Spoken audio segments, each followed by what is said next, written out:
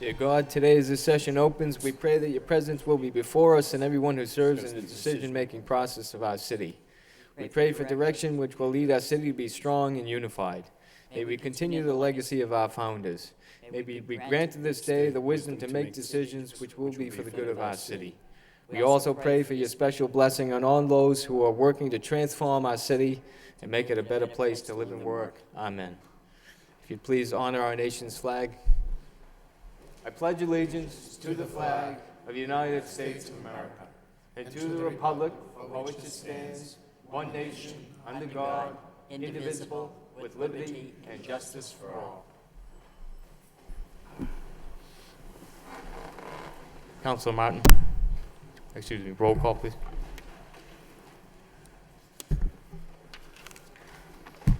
Councilor Kennedy. Here. Councilor Laurie. Here. Councilor Martin. Here. Councilor Madonza. Here. Councilor Mercia. Here. Mayor Murphy. Here. Councilor Noir. Here. Councilor Elliott. Here. Thank you, Councilor Martin. Thank you, Mr. Mayor. I'd like to offer a moment of silence in memory of Tom Courtney. Tom died last week. He was a longtime resident of the city, a veteran of the Battle of the Bulge, a longtime member of the Lowell Elks and Mount Pleasant Country Club. In fact, Mount Pleasant had a nice contingent of representatives at Mr. Courtney's funeral, survived by his son Tom and his daughters Mary Jo and Kathy, who still lives in the city. Though in the last few years of his life, Mr. Courtney lived out of town with one of his sons. He was a true son of Lowell and be sorely missed. I do also think it would be appropriate for us to offer a moment of silence in memory of the victims of September 11th, this being the 11th anniversary of the attacks in the World Trade Center in Plain in Pennsylvania and the Pentagon, particularly those victims who had connections to Lowell. Brian Kinney, who was from here, Patrick Quigley, who's the son-in-law of former Mayor Fleming, Peter Gay, who I know his daughter went to the Sacred Heart School, and John Oganowski, who did a lot of great work with the Cambodian population in Lowell on his farm. And I'm sure there are others with ties here too, but those are the ones that I can immediately recall. So I'd request a moment of silence in memory of all those people. Thank you, Councilor. Councilor Elliott. Thank you, Mr. Mayor. I would also like to offer a moment of silence for Billy Desmond. Billy was he was a bus driver for many, many years. Most of us probably saw him driving the LRTA bus, but I think he will be best known for all of his volunteer work that he did for Lowell Pop Warner. He was dedicated to that organization, spent hundreds and hundreds of hours, and it wouldn't be the organization that it is today without his leadership and his dedication. So I'd like to offer a moment of silence on his behalf. Thank you. If you'd please rise in a moment of silence in darkened chambers.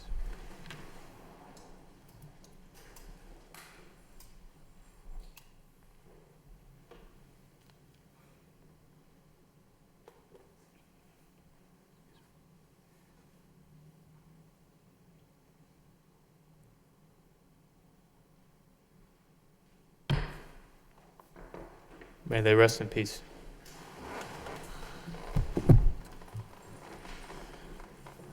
We do have a special guest before the start of the agenda. We have visitors from Cape Verde. Last week we had a recommendation from our Sister Cities Task Force to engage in a relationship with the city of Sao Domingos in Cape Verde. We actually have, on their behalf, two representatives, both the former and current mayor of Sao Domingos.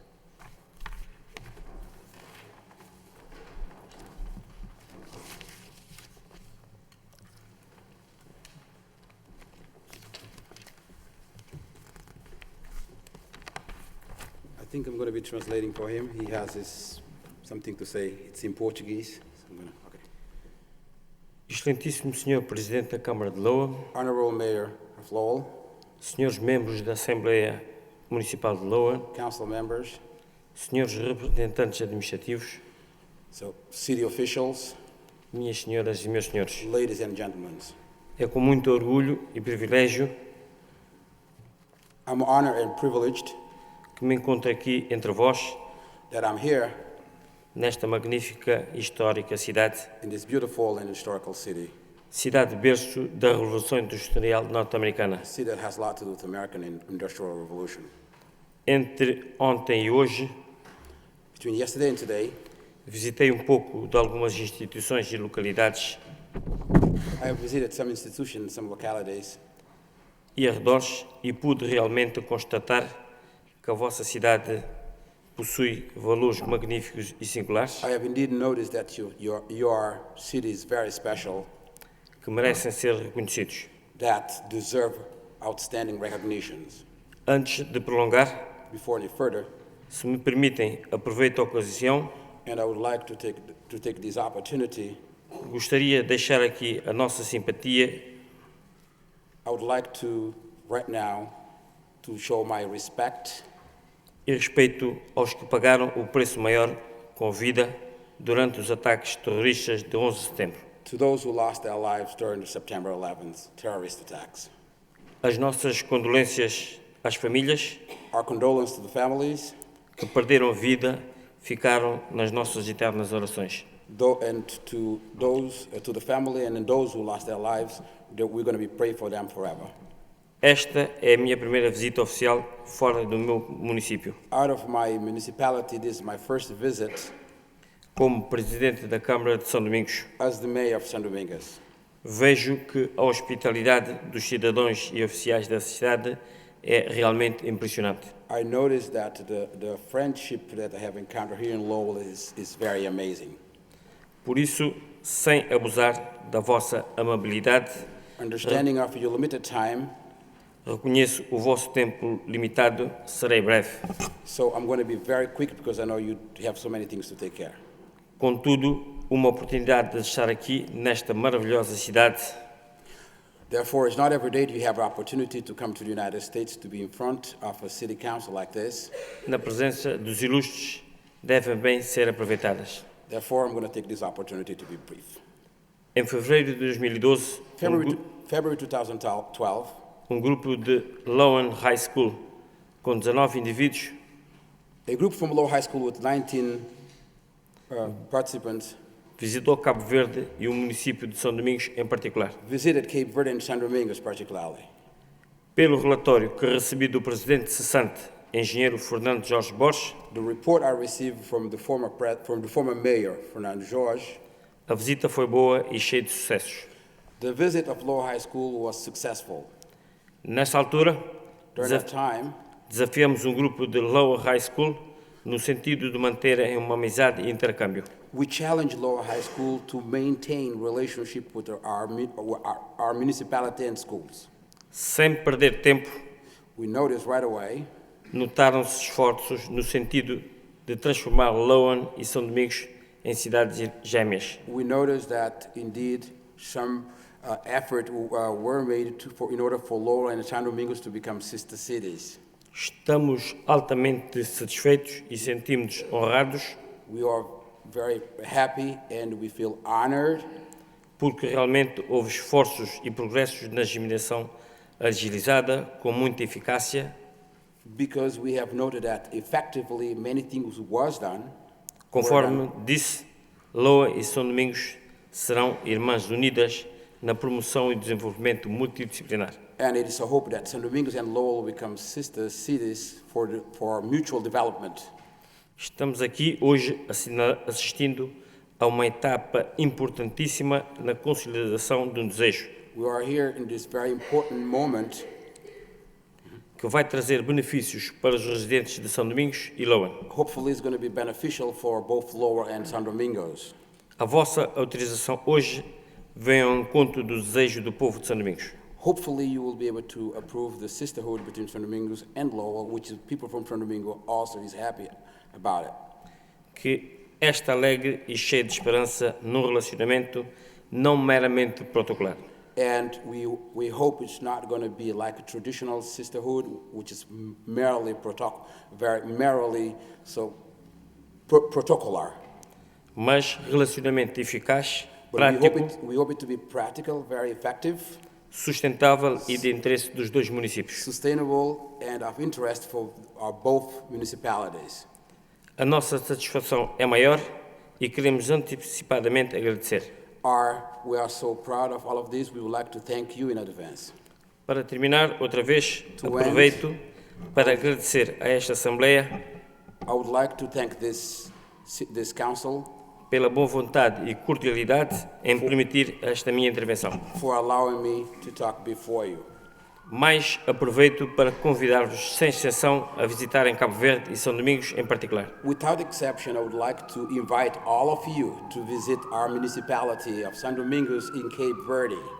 São Domingos é um município orgânico, cheio de pureza. Sendo assim, os que Lowell nos visitaram vão sentir-nos em casa, somos irmãos. São Domingos is an organic municipality and pure, and therefore those of Lowell who visited São Domingos, you will feel at home. God bless America. God bless America. God bless City of Lowell. God bless City of Lowell. And God bless Cape Verde and São Domingos. And God bless Thank Cape you. Verde and São Domingos.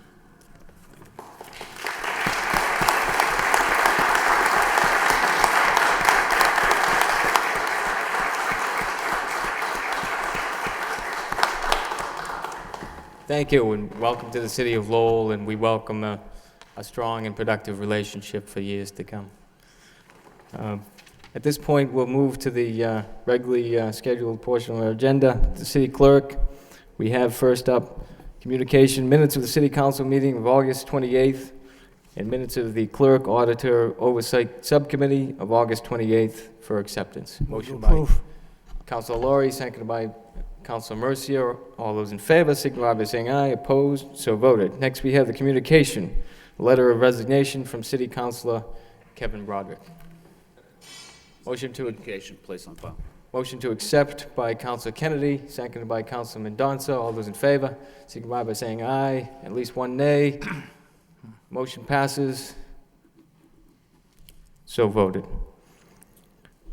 Next, communication, letter to Election Commission, request next qualified candidate in the 2011 election. Accept the communication, place on file. Motion to accept the communication, seconded by Councilor Laurie. All those in favor, signify by saying aye. Opposed, so voted. Next, we have a communication from the letter from the Election Commission notifying the council of the next qualified candidate. Motion to accept and place on file by Councilor Laurie, seconded by Councilor Noon. All those in favor, signify by saying aye. Opposed, so voted. Next, we have a communication letter of acceptance and willingness to serve from John J. Leahy. Accept the communication, place on Motion file. to accept by Councilor Aye. Kennedy, seconded by Councilor Laurie. All those in favor, signify by saying aye. Opposed, so voted. And next, we have the election of John J. Leahy to fill the vacancy of Councilor Broderick. Approval. Move for approval by Councilor Mercia, seconded by Councilor Laurie. Roll call, please.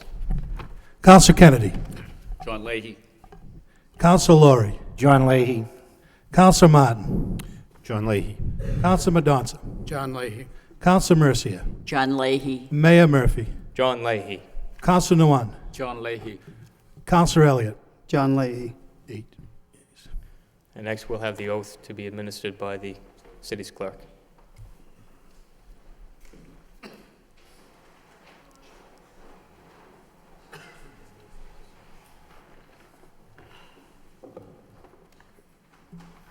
Raise your right hand, please. State after me. I, I, John J. Leahy, John J. Leahy, do solemnly swear and affirm do solemnly swear and affirm that I will faithfully that I will faithfully and impartially and impartially discharge discharge and perform and perform all the duties all the duties incumbent on me incumbent upon me as a Lowell City Councilor as a Lowell City Councilor according to the best according to the best of my ability of my ability and understanding, and understanding, agreeably to the rules agreeably to the rules and regulations and regulations of the Constitution of the Constitution and laws and laws of this Commonwealth of this and Commonwealth ordinances of and ordinance of the City of Lowell. City of Lowell. So help me God. So help me God. Congratulations.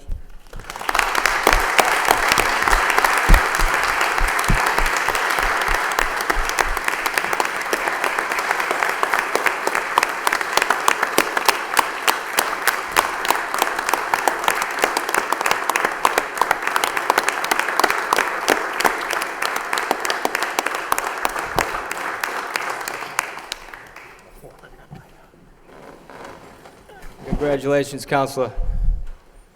Could I say a couple of words? Counselor Leahy. Thank you. I just want to say thank you, Mayor Murphy, fellow council, ladies and gentlemen, manager and city staff. First, I want to say how honored I am to be here and to serve as a city councilor. There's a few people I want to acknowledge and thank. My wife, Joni, my daughter, Delane, Madeline, my son, Jack. Without their support and without giving me the time to do this, it wouldn't be possible. I'd like to thank my mother and father who are here, many friends and family. Without their guidance and knowledge, I wouldn't be here either. To all those who have taken the time to call me over the last week, I appreciate your support. And I'll always do my best to do what's right for the city of Lowell and for its citizens. I believe we're headed in the right positive direction. I'm happy and honored to be here. So, in closing, I just want to say thank you to Councilor Broderick and his family and wish him well. And I'd also like to remember former Councilor and Mayor Armin Mercia and remember all of his service to the city of Lowell. Thank you.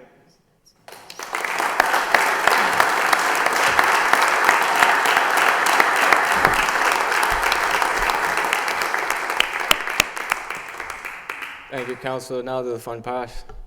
We have unfinished business, order of taking and acceptance of the Richmond Avenue extension.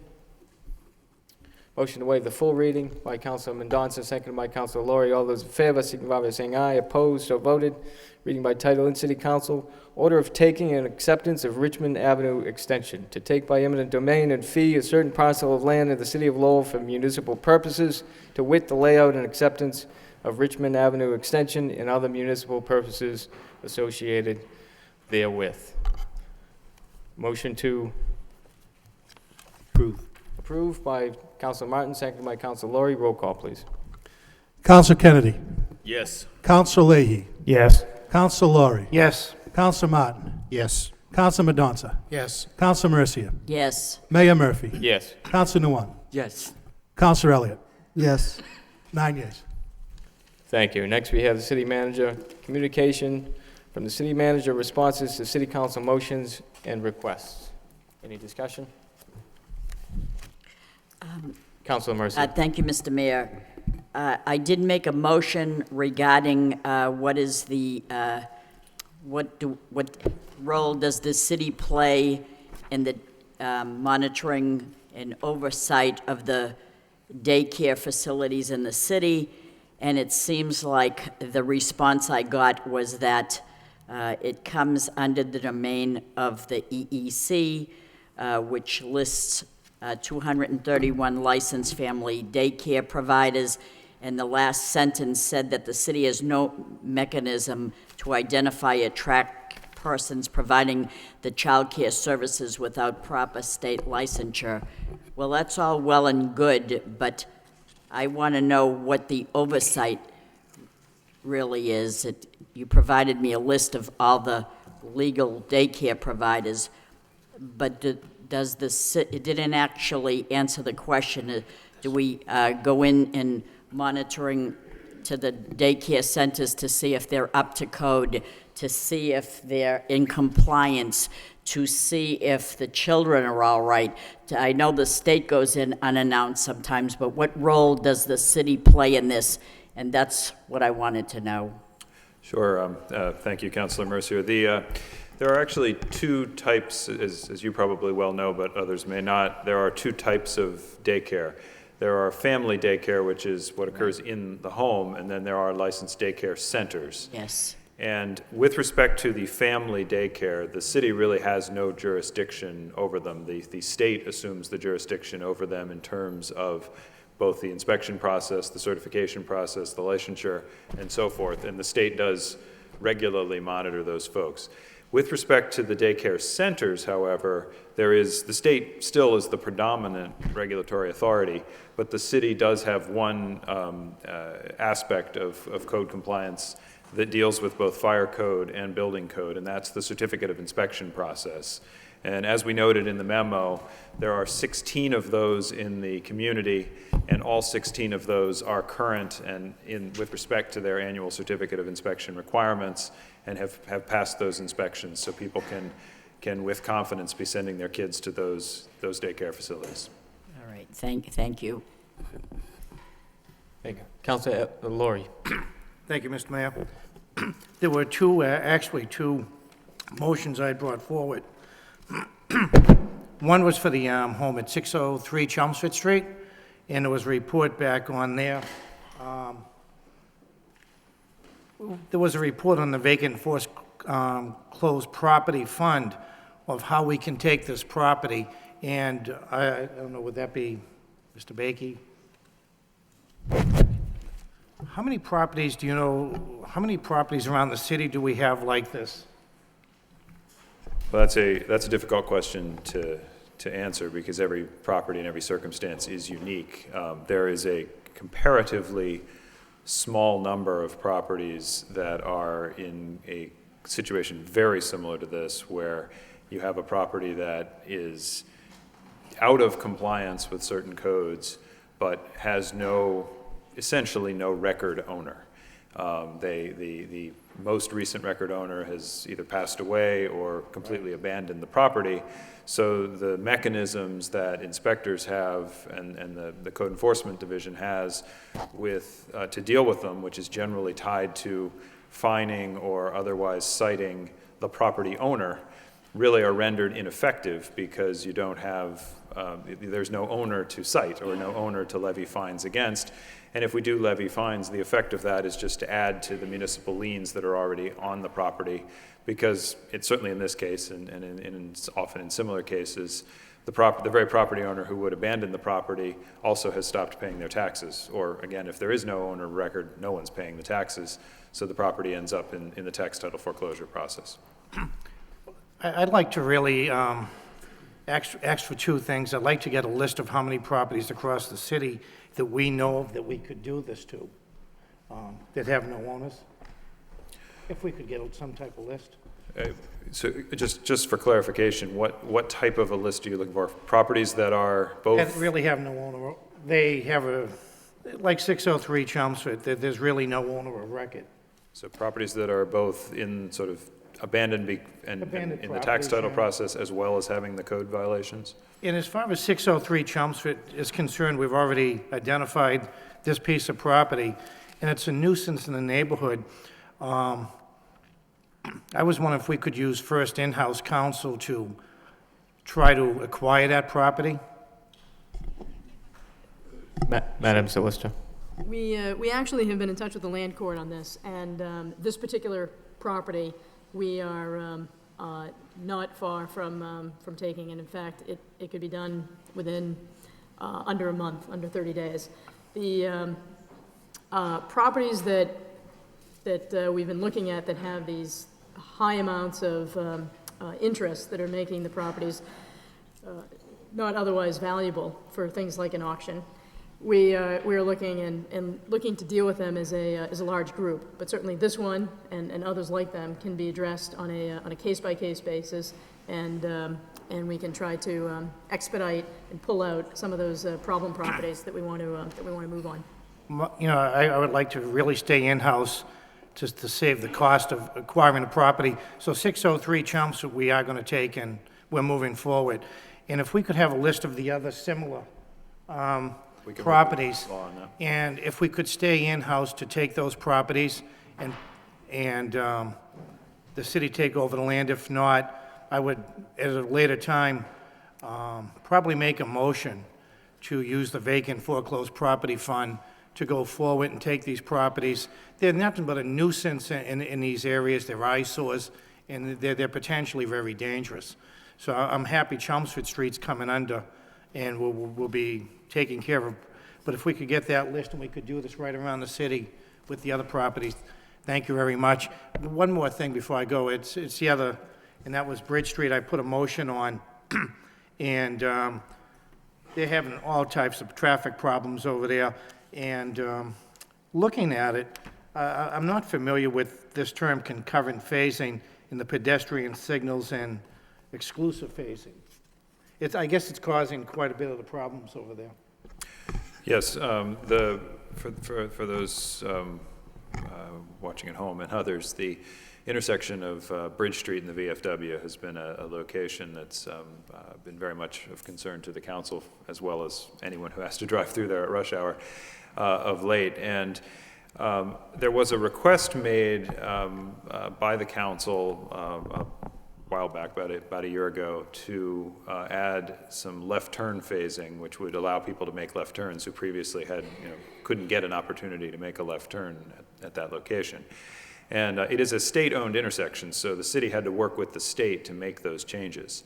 And we did successfully get the state to agree to make those changes, but in the process, the state warned us that the left turn arrows would result in some additional delay, in some cases not an insignificant amount. What they didn't warn us about was that they also were interested in changing the pedestrian phasing at the intersection from what is known as concurrent phasing, which is when you get the walk signal at the same time as the traffic gets the green light that's going in the same direction.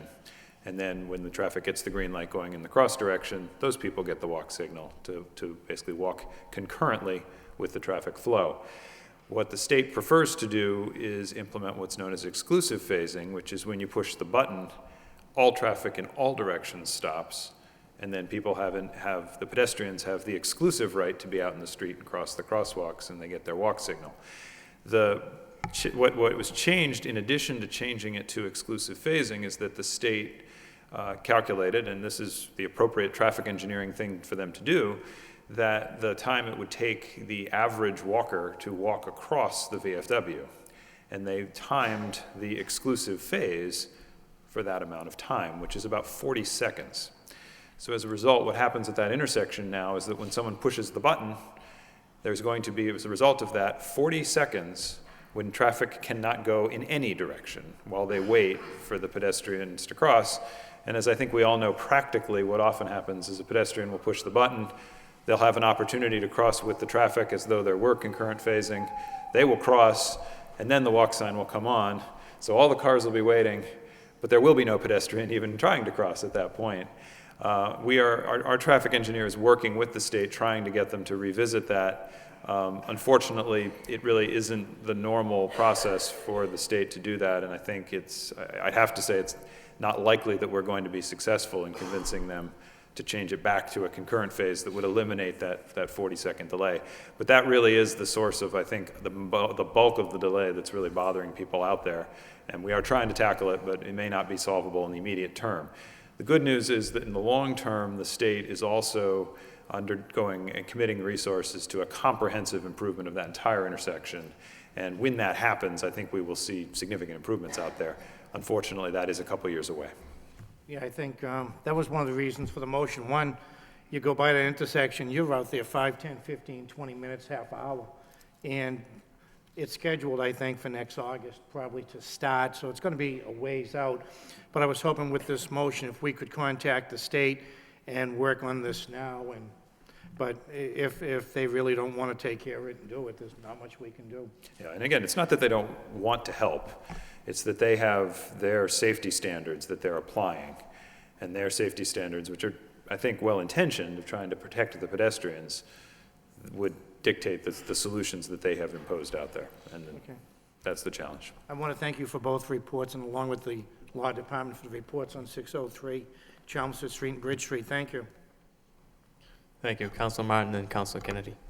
Thank you, Mr. Mayor. There's actually a report on our desk this evening from from the solicitor, I guess, about issues in the election department on election day. I received some calls about this. I know a number of us have. There's a letter on our desk tonight, somewhat related to that, I take it.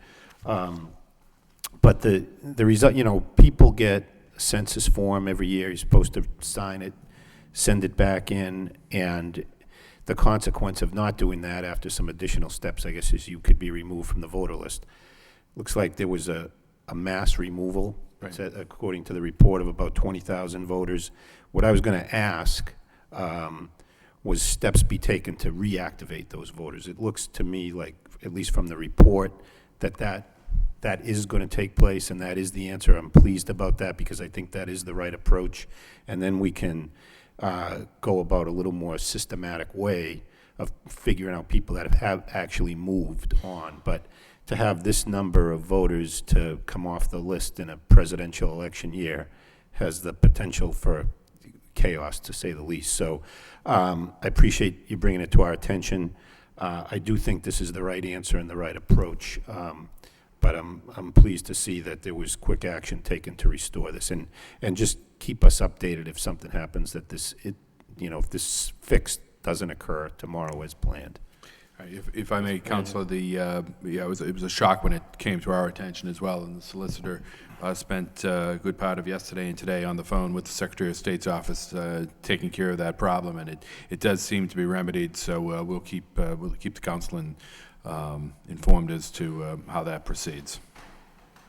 Thank you. Thank you. Councilor Kennedy. Yeah, thanks, Mr. Mayor.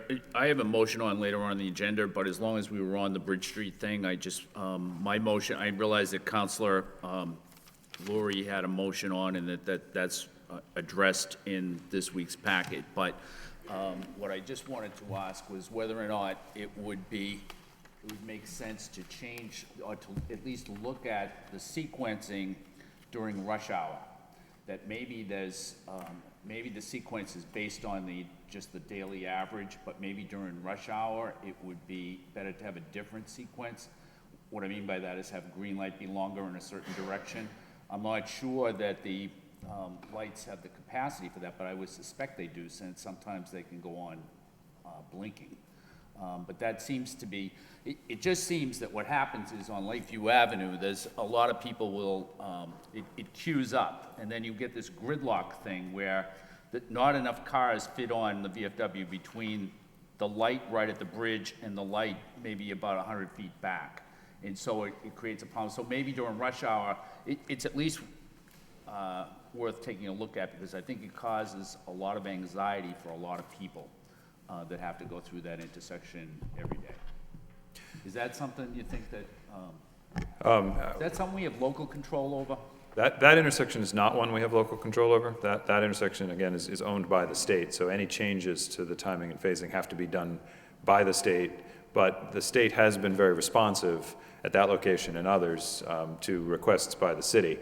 I don't know for certain whether that particular controller is capable of having different phasing for rush hour. I suspect it probably is and probably does. Yeah. But we will certainly have our traffic engineer continue to communicate with them, and they will bring up that point, and we'll see if anything can be done to help in that regard. Okay, thank you. Yep. Thank you. Any further discussion? Councilor Mendonça. There are a couple of reports. One is that we received the audit that was conducted by Central Parking. So I thank Mr. Moses for taking care of that. That was something we asked them to do it 2 weeks ago, so I appreciate that. The other thing was Councilor Elliott's motion regarding mosquito control. And given the recent announcement, in a sense, that we have a potential case of West Nile virus, I was wondering if, through the mayor, if the manager could obtain for us additional information as to what it would take to join one of the mosquito control districts, so that more monitoring could be done and we'll be better aware of what our potential risk is. Certainly, and actually, Mr. Singleton is here tonight, in case there are any questions. We've already begun the process of looking into that, and my understanding is that the city belonged to a district some years ago, and there was a decision made by the then City Council and City Administration, I assume at the time, to pull out of that district. And I do think it makes sense, particularly given the increased attention to the West Nile virus and other mosquito-borne illnesses, that it would make sense to do that. If the council would like, Mr. Singleton is here, and he can perhaps give a little bit of information. We estimate a cost of about $70,000 a year, or thereabouts, to join a district, but it would provide some benefits, certainly, to the city if we were to do so. But Mr. Singleton. We are surrounded by towns that are in a district. We're the only one in this immediate vicinity that is not. The approximate cost, I believe, would be about $70,000 a year, which is about what Chelmsford is paying, Tewksbury, Billerica. It varies according to population, miles of road, and acreage of wetlands, and the DOR would do that calculation. It comes off the cherry sheet. So it's deducted from your state payment, and the cherry sheet is how the state handles that. The reason why there are mosquito control districts going back to the 40s was Eastern equine encephalitis, which was very severe a number of times in the 40s. West Nile virus only came to the United States in 1999. There was one bad year in 2005. I believe under John Cox's administration, I responded to a motion about what it would cost to join a mosquito control district, and there was no response back then. I'm going to dig that motion up tomorrow with the city clerk's office. But regardless of that, we can move forward and join a district with a vote of the council to do so, and then there's paperwork that has to be submitted to the DOR and to the mosquito control district. It's too late this year to have any effective action besides they're stopping spraying anyway because of the cold weather at night now, and like is slowing it down, but it's still active mosquito biting going on. There's been 13 cases of West Nile virus in Massachusetts. 2005, last year there were 5 cases. There were 2 cases of Eastern equine encephalitis. So there's about 1,000 cases nationally. It's one of those things where there's no vaccine, there's no way to prevent, other than try to reduce the mosquito population and not be bitten. And even with a reduction with spraying, there's no guarantee that you still might not come down with the disease. So it's still a good idea, I think, to reduce the amount of mosquitoes, do education, and do all the other things the mosquito control district would do, but it will require an affirmative action of this body to vote to join it and then go forward from there. I mean, one of the things I saw in the report is that we're not doing any monitoring on our own because we don't have the resources. And if we join the district, then the monitoring would take place, and potentially if it became higher risk, we might get some spraying services as well. Correct. Something that we cannot do right now with the resources we have. So in any case, I think we should consider it and get more information on what it would take to join and what the cost would be. We'll have a motion, we'll have a further report and a motion to the council in short order. Thank you. Thank you. Councilor Lowry and then Councilor Kennedy. Yeah, I want to thank Councilman Johnson for bringing this up. I was actually going to make a motion tonight that we put it on the budget, and it become part of the yearly budget. The council could take it out or leave it in. If we need it, we have it. If we don't, you could roll it over. But I was going to make that motion tonight that we just make it part of the budget every year. Singleton, Tom Moses might want to explain this. The cherry sheet is deducted off the city's payment on the cherry sheet. If we decide to pull out of the district, they would not have the payment. If we're in the district, they automatically deduct that payment. That's correct. I think what Mr. Lowry is saying, though, that rather than join the district, we would do it on our own. If you could explain the ramifications of going that route. Putting it in the budget to join, to do that yearly. That would not work. You either get into the district, you don't make the decision that late. You have to be in the district at the beginning of the year to have it deducted off of the cherry sheet. It's handled that way rather than a payment by the city. The state just takes it away from the money that you receive from the state. Oh, okay. And I believe as December is the final. I think we have to have it in pretty quickly if we're going to do it to make next year. Otherwise, we'd have to have certified people, trained pesticide applicators, a whole bunch of things. We could form our own district theoretically, but it's very complicated to do that. We have a very experienced district, one of the largest in the state, very competent, and that would be the recommended solution on my part anyway. Thank you. Councilor Kennedy? When did the city used to be in the consortium? If it has, it's before my time. I've been here 12 years, about to start 13, so I've never heard that we actually were in it, but it could have been since it's been in existence since 1973.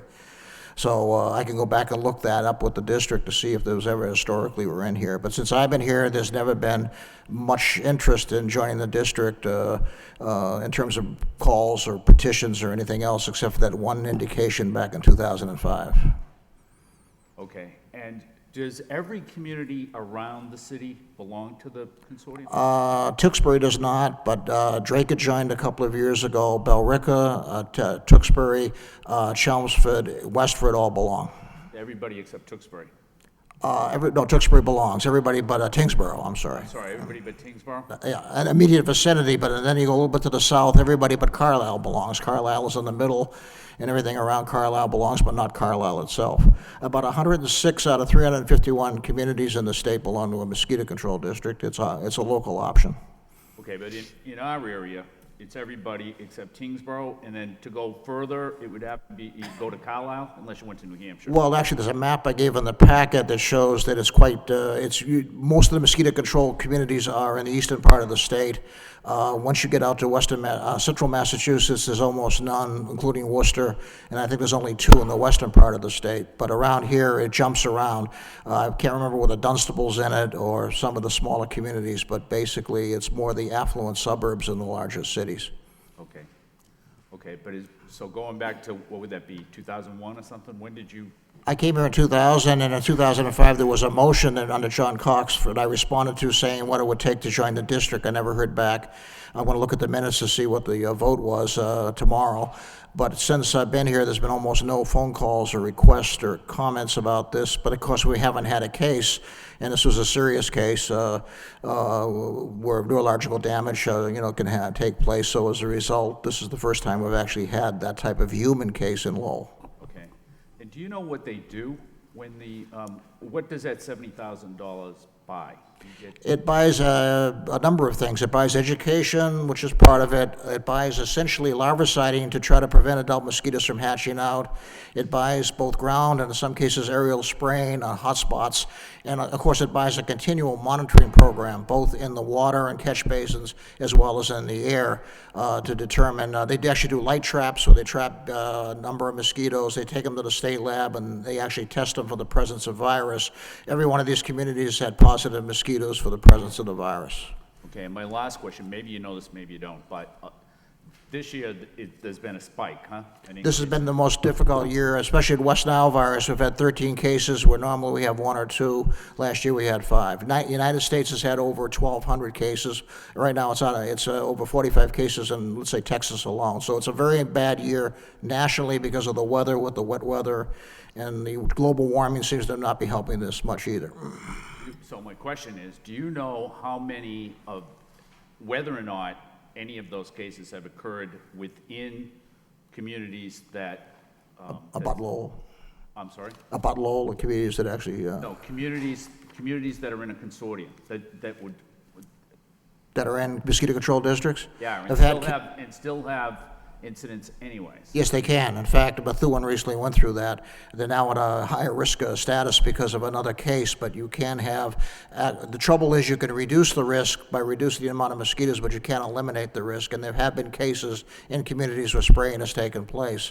So it's one of those things where it helps, but it doesn't necessarily represent 100% prevention. It can still happen even if you That's take correct. that precaution. That's correct. And I suppose with people being as mobile as they are, just because you live in Methuen doesn't mean that it happened there. It could have happened anywhere, right? Yeah, you could be camping in New Hampshire, and then 2 weeks later, 80% of the people who come down with West Nile have no symptoms. 20% have varying symptoms, often just headache and don't feel well for a couple of days. 1% have severe neurological symptoms, and this was unfortunately in Lowell one of those cases.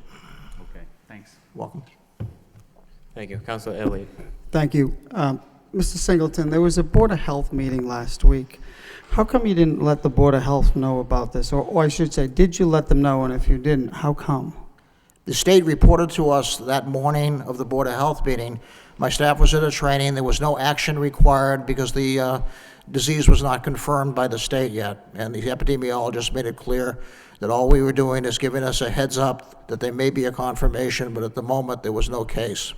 Well, Mr. Singleton, my understanding, and I probably have firsthand information, the case was confirmed Tuesday, right after Labor Day. And this is my concern. There was a Board of Health meeting, and you didn't tell the Board of Health.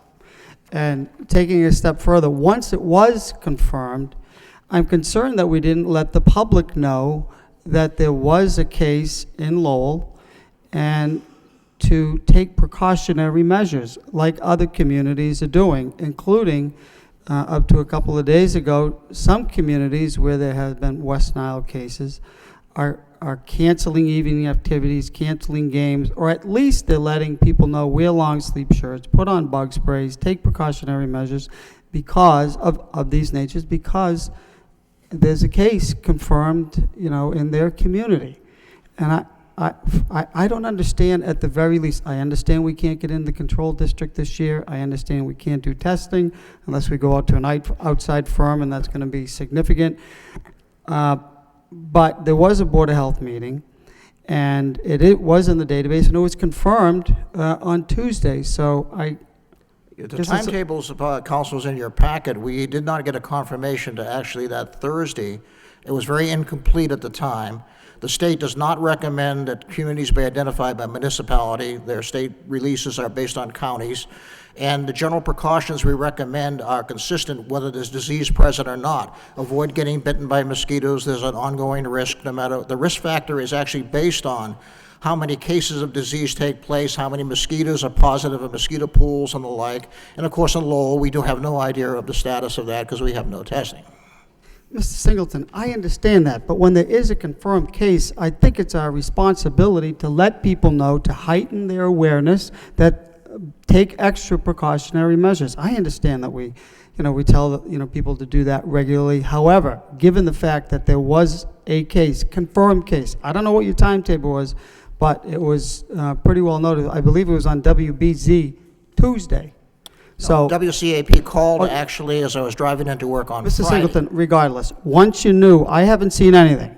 I haven't seen anybody, any notification letting people know, look, this is a case. We don't want to alarm people, but take extra precautionary measures, particularly when people are outside.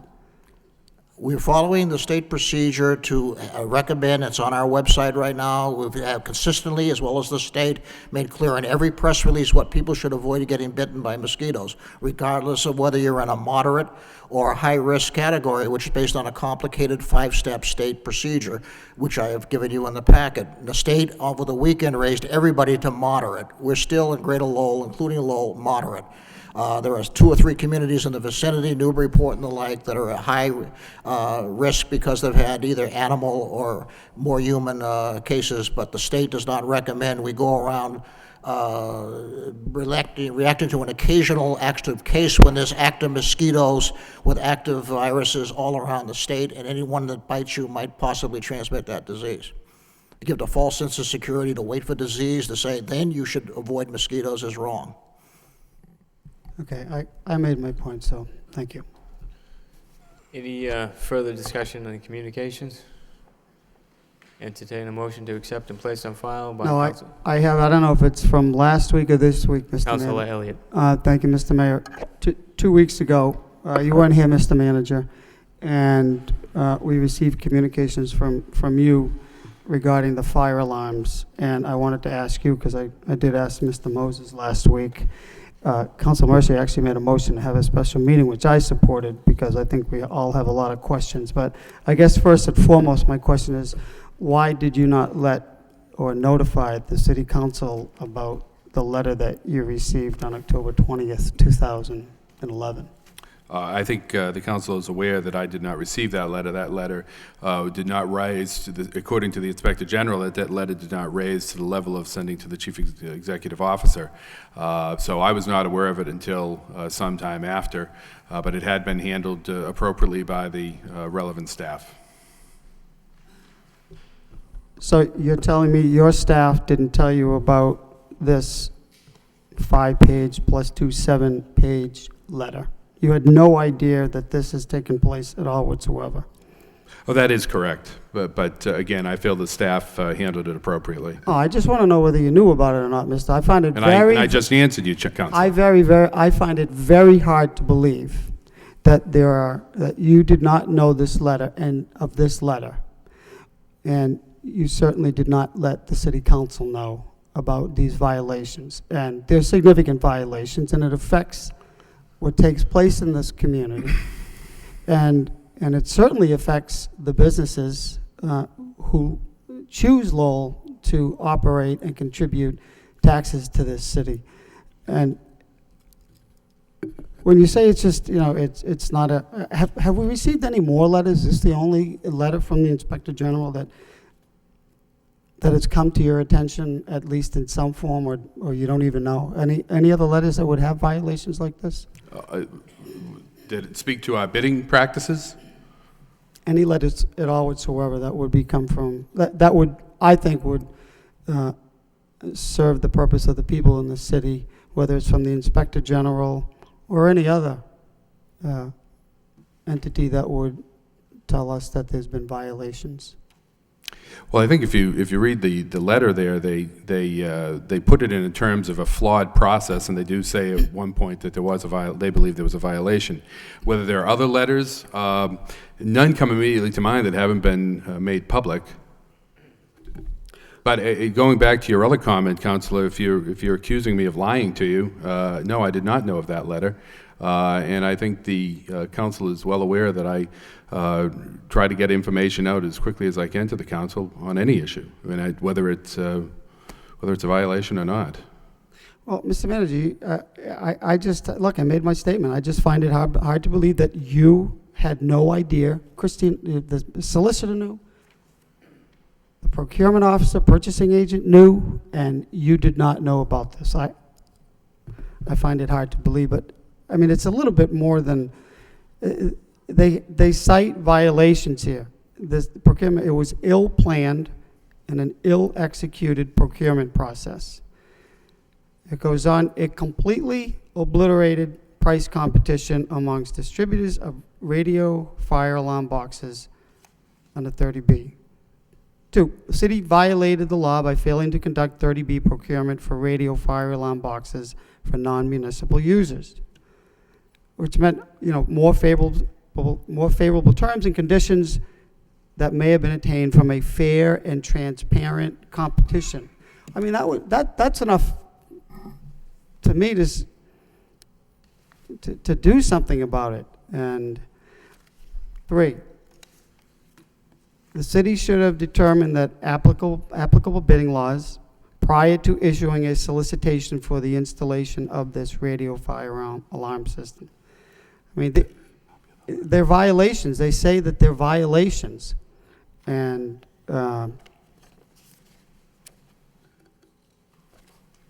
at this point, there's nothing they can do. It's been done, and it's been awarded. There's another section in here that troubled me. Under the complaint, the residential user explained that generally, if you buy the box, you also buy the monitoring.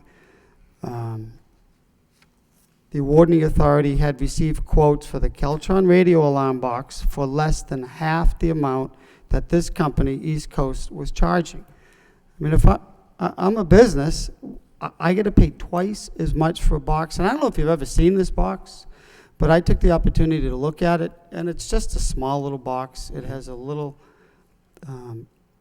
computer board in it. It's got a small little battery and an antenna. It's nothing significant. And I don't understand how a contract can be signed so that one company can sell this when this individual said he got a quote from someone else for half the price. Well, I think if you go back, Councilor, and I think we tried to point this out, that traditionally, it's always been the case. The city has always done it like this, and every other community has done it like this. They did it through a telegraph system known as a Gamewell system that everyone used. They were pull boxes, and we all required the same system so that there be some uniformity. And if you look at the other communities across the Commonwealth that have put in these automatic systems, the radio systems, they use the same practice. You want uniformity. And the costs actually in many communities far exceed the $2,400 that the East Coast was using for us. In fact, some of the competitors of East Coast that have complained about this actually have similar arrangements in their own communities, in other communities, that they're the sole provider, and they charge substantially more. So there is that issue out there. You want the uniformity, you want the automatic system. That's what we've asked for people to use because we're interested in the public safety element. It was the lowest bid for the city. It actually was a good competitive price compared to what other communities are doing with their people. And then but of course there's new law. as a result of the Springfield decision that has caused us to have to make some modifications to that practice. We think at the expense of public safety, but in any event, that's what we were looking to do. The lowest possible price for the city, the best possible public safety device for the residents of those multifamily buildings, and we thought we achieved that. Albeit, reading the Inspector General's letter, it could have and should have been bid differently. But again, one of the criticisms of the Inspector General, I think probably legitimate, as we look back, was it was done under Chapter 30B as opposed to the public construction law. But as I pointed out in the communication I sent to the council even 2-3 weeks ago, other communities had the same problems. I believe it was the town of Somerset bid out an alarm system under 30B, and the Attorney General stepped in and said, no, that should be under 149, the public construction law. So a number of communities have had issues with this, of how to bid this out. But moving forward, I think the word is out there now. It should be done under the public construction law.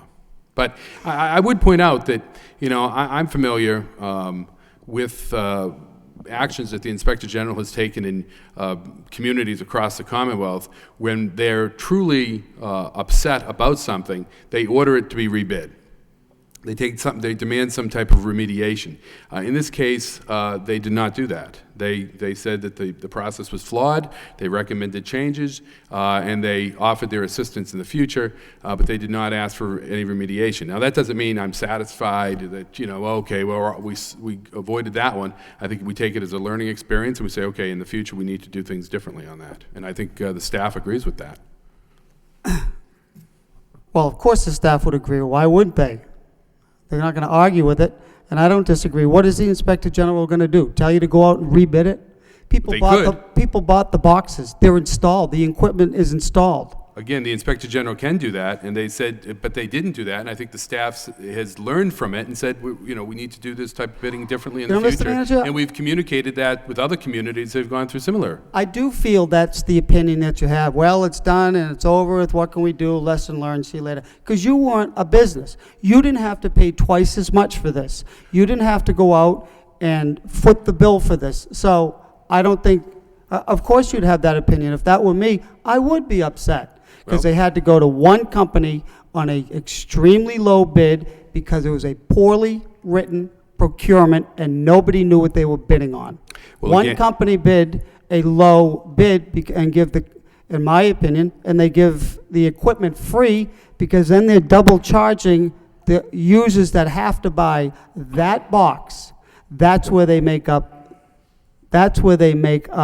the free equipment that they give to the city. So it's like a switcheroo, it's like a shell game. Oh, we're only going to bid low, but guess what? We know how we're going to get it because we're going to make sure that the people that have to buy it, the 414 people that have to buy it, we're going to charge them double, and if you do the math, that's where it comes in. So I do take exception because, and have we reached out to the businesses? Is there anything that we can do to show them that we care and that we understand that, the city made a mistake?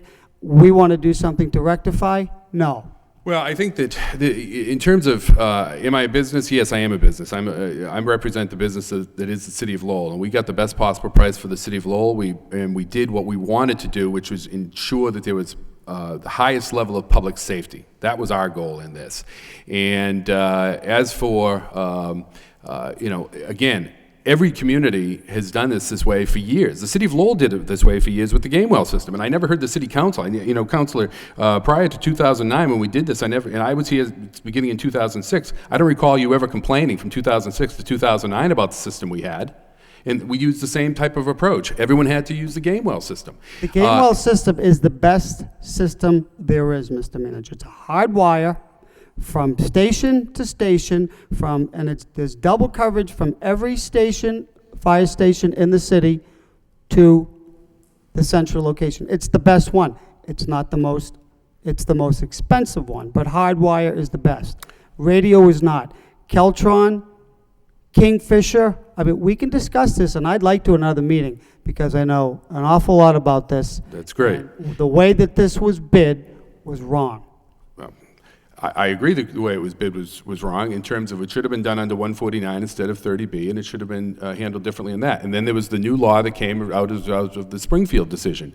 But as far as the Gamewell system, yes, it is hardwired, very expensive to maintain, but I would also argue that it really isn't the best because it isn't automatic.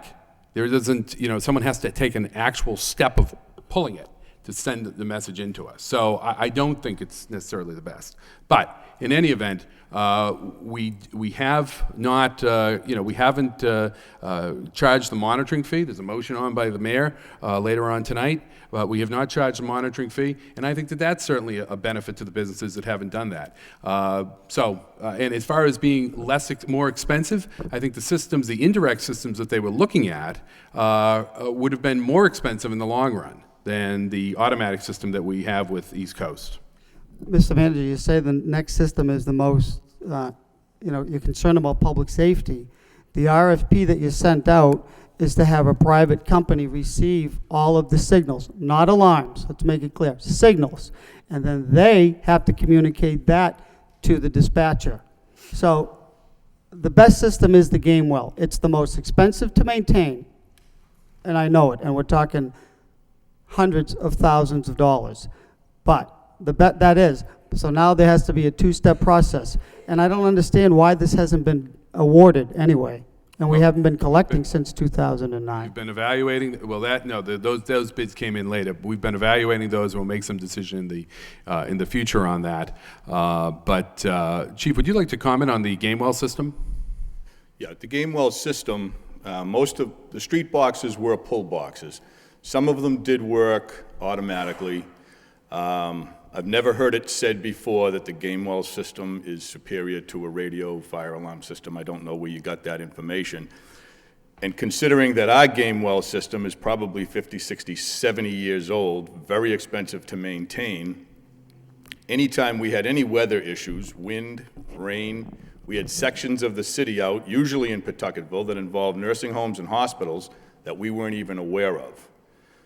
So I disagree that the Gamewell system is superior to a radio fire alarm system. And furthermore, with the radio system, the signals don't go to a dispatch area and then they call us. They ring automatically in every firehouse in the city, just as the Gamewell system did. So, Chief, did you have meetings with any from these companies prior to sending this bid out? Did we have meetings prior to sending the bid out? We probably spoke to several companies, right? I don't know, I'm asking you. Yes, You had meetings prior to sending the bid out? I believe we did. You did, okay.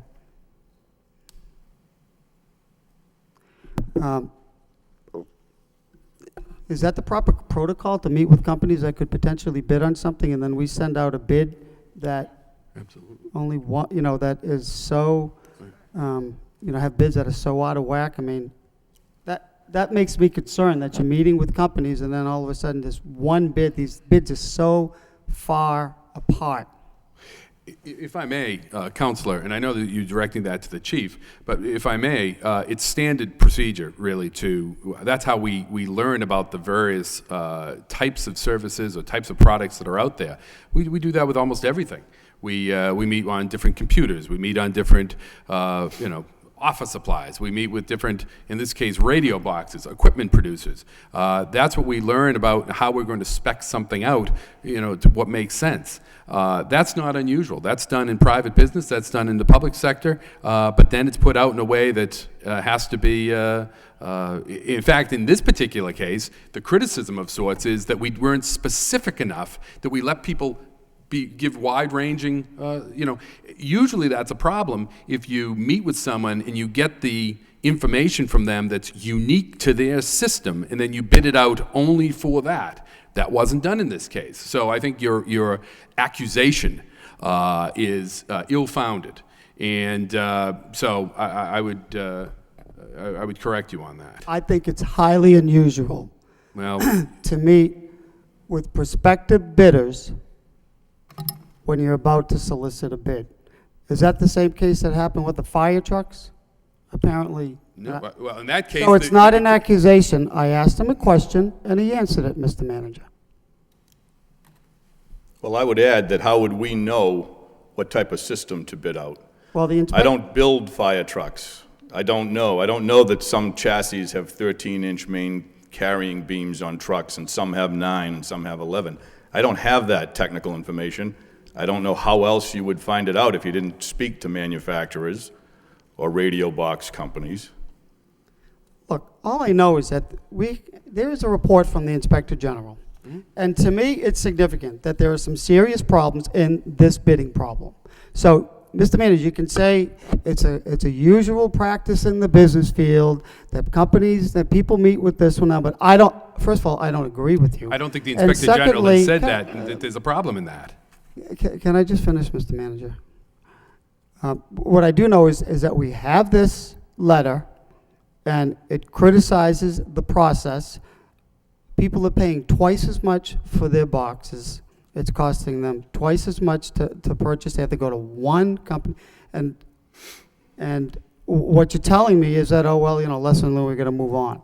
I don't think that's an acceptable answer, and I think that we should do something for the businesses. I would also disagree with that premise that they paid twice as much.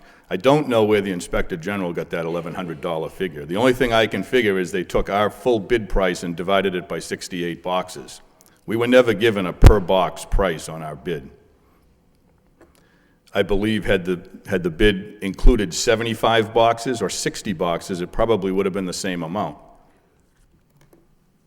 Well, Chief, I'll read it to you. Lowell I read it. Lowell You had don't- not done a procurement for the vendor, the boxes, or the coding services.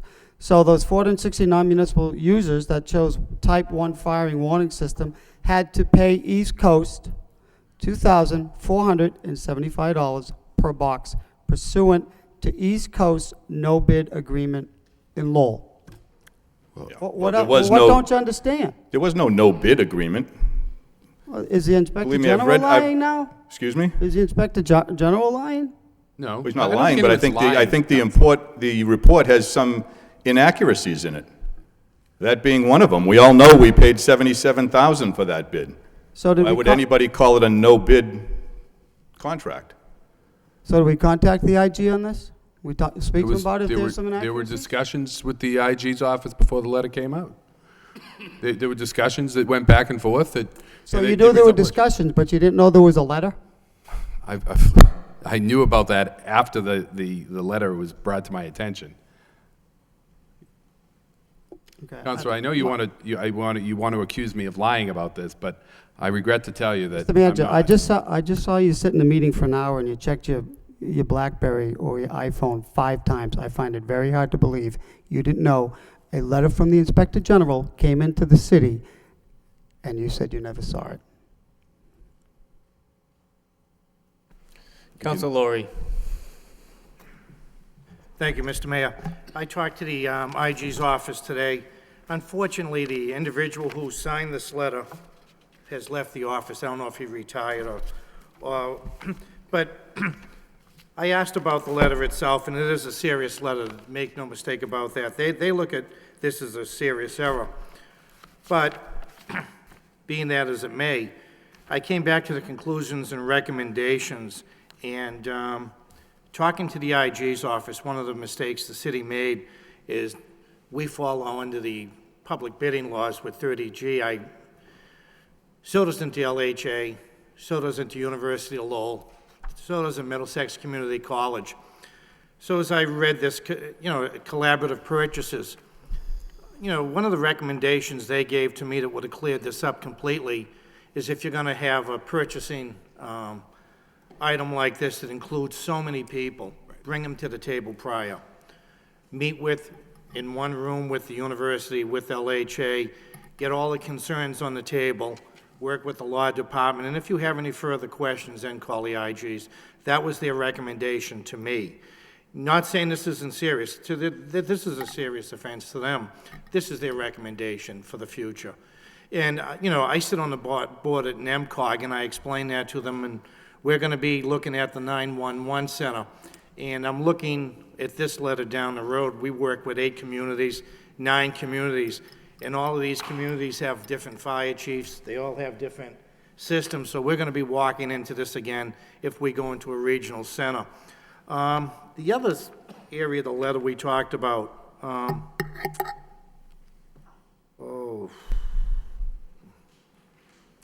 maybe terms of the letter.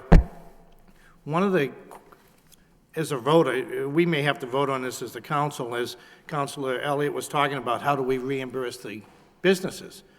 Now, I said, if we looked at the surrounding towns, they paid $2,200, I believe, for these boxes. What are the other towns paying? So I went back to the letter and it talked about price gouging. But that was actually, it says that the city advised the office that one municipal user.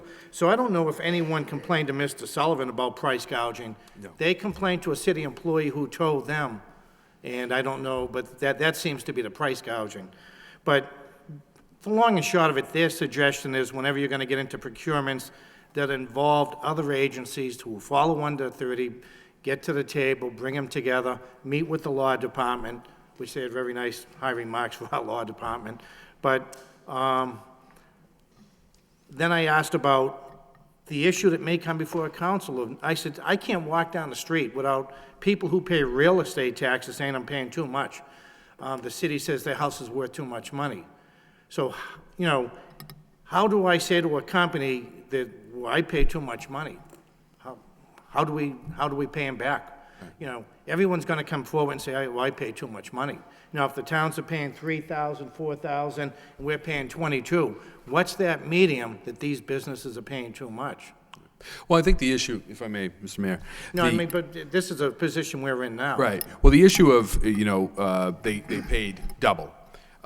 I guess there's two ways of looking at that. If they compare it to what the city paid, I mean, we bought it in bulk. We bought our boxes in bulk along with the system, so that we could, and it's easier to coordinate the installation of all of those as opposed to one here, one there, you know.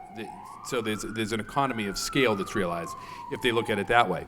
If they're comparing it to, and this was the bigger complaint that we had, particularly from the large property owner, the large real estate apartment owner that felt that they were, you know, they could have gotten it cheaper. They were looking to buy an indirect system that would have been cheaper for installation.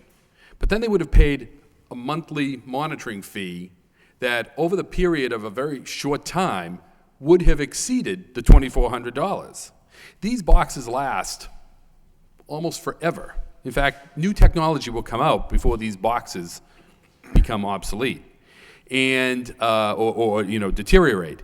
And so if you look and say, okay, we could buy a box, an indirect system for $1,100, and then you're paying $200 or $300 a year for the monitoring service, you're talking 5 years, it would have been cheaper to just go with the direct system.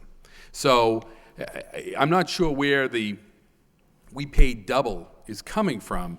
If they're comparing it to the city, if they bought as many as we bought and timed it the same way we did, they could have probably gotten a better price.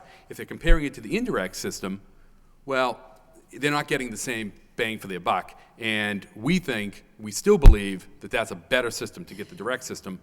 But there's new law that's come And are out. they comparable with the system we put in? That was the question I have. While you were talking, it came back to me on the other question.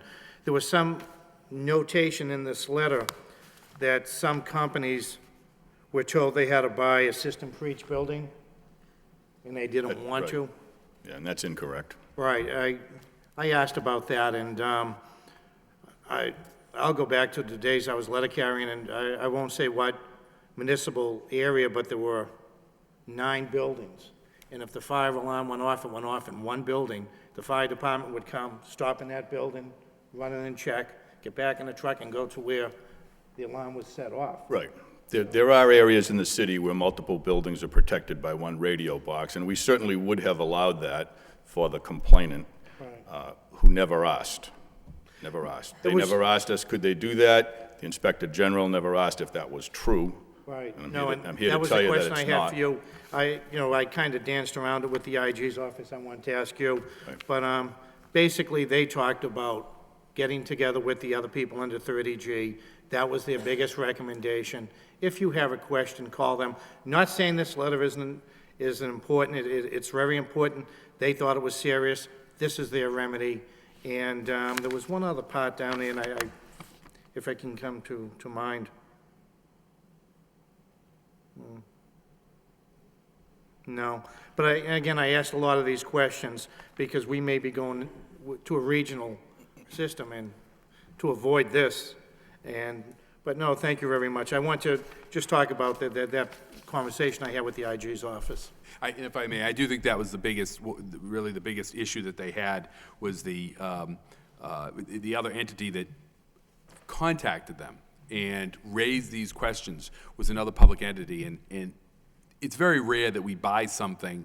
We certainly buy things that other public entities use, but they bid those out themselves. In this case, it was something that we bid out, and then we were requiring them to use. Right. And that's where we could have done a sort of a more of a, You were it's a putting them unique, in a somewhat of a unique, right. We're putting them in a position to violate 30B. Oh, that was the other question I did have. It came to mind. I wanted to know the difference between 30B, and I wanted to know the difference between the construction laws.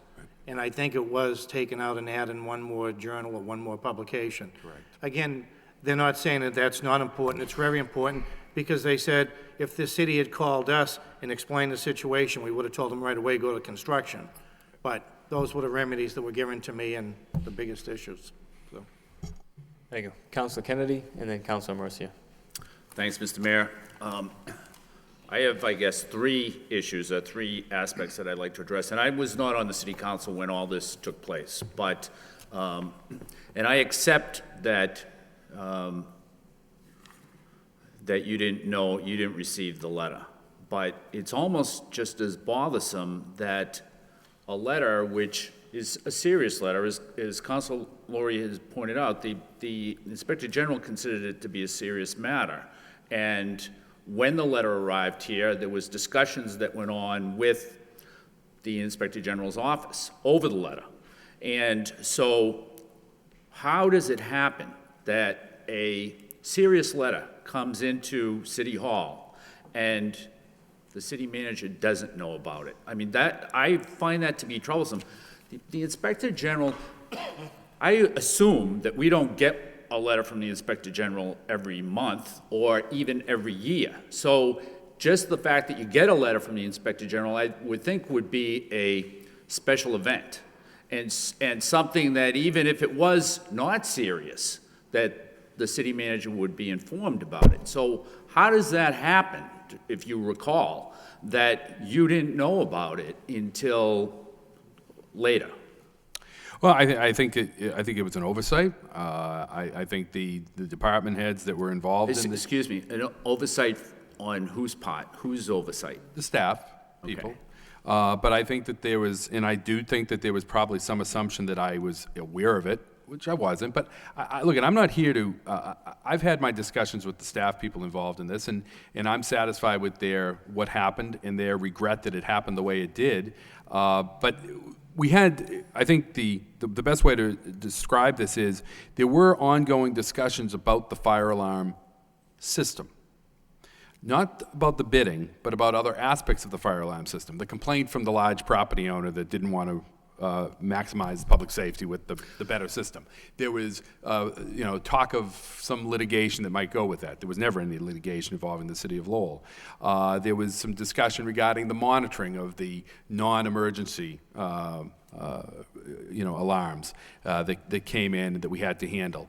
So I think there was some assumption that I was aware of some of of this, and I wasn't. And we've talked about that, and it's that has been remedied. Okay.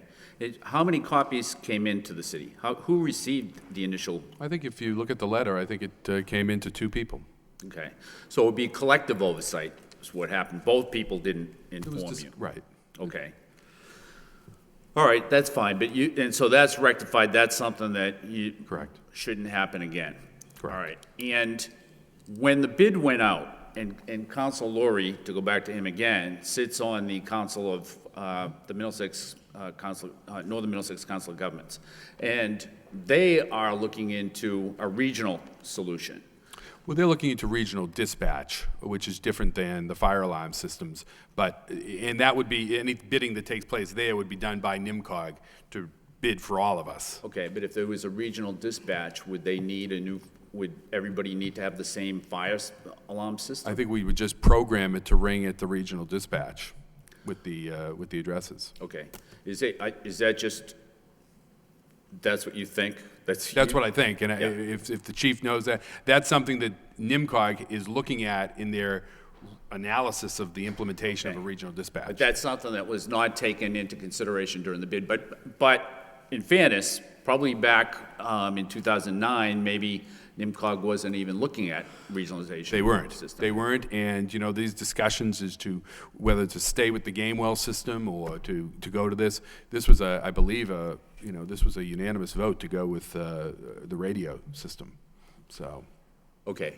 So, but it shouldn't be that if we were to decide to go with a regional system, that we would need a whole new fire system. If we do, then we would have to analyze that in the entire cost structure of whether it makes sense to do that. Right.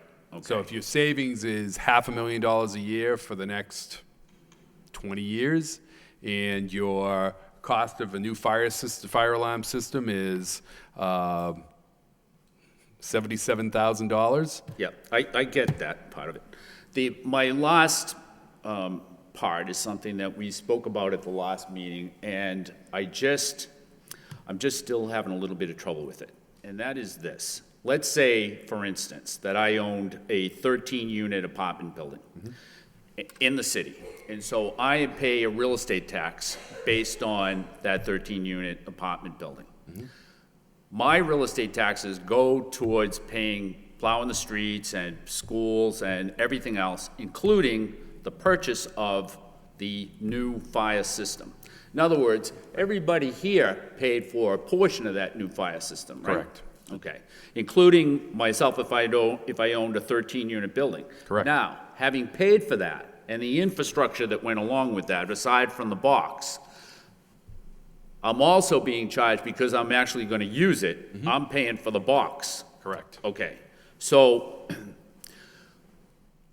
why am I paying $2,500 for the box? Because it seems as if what I'm doing is paying for the box and then paying for the infrastructure 2 times.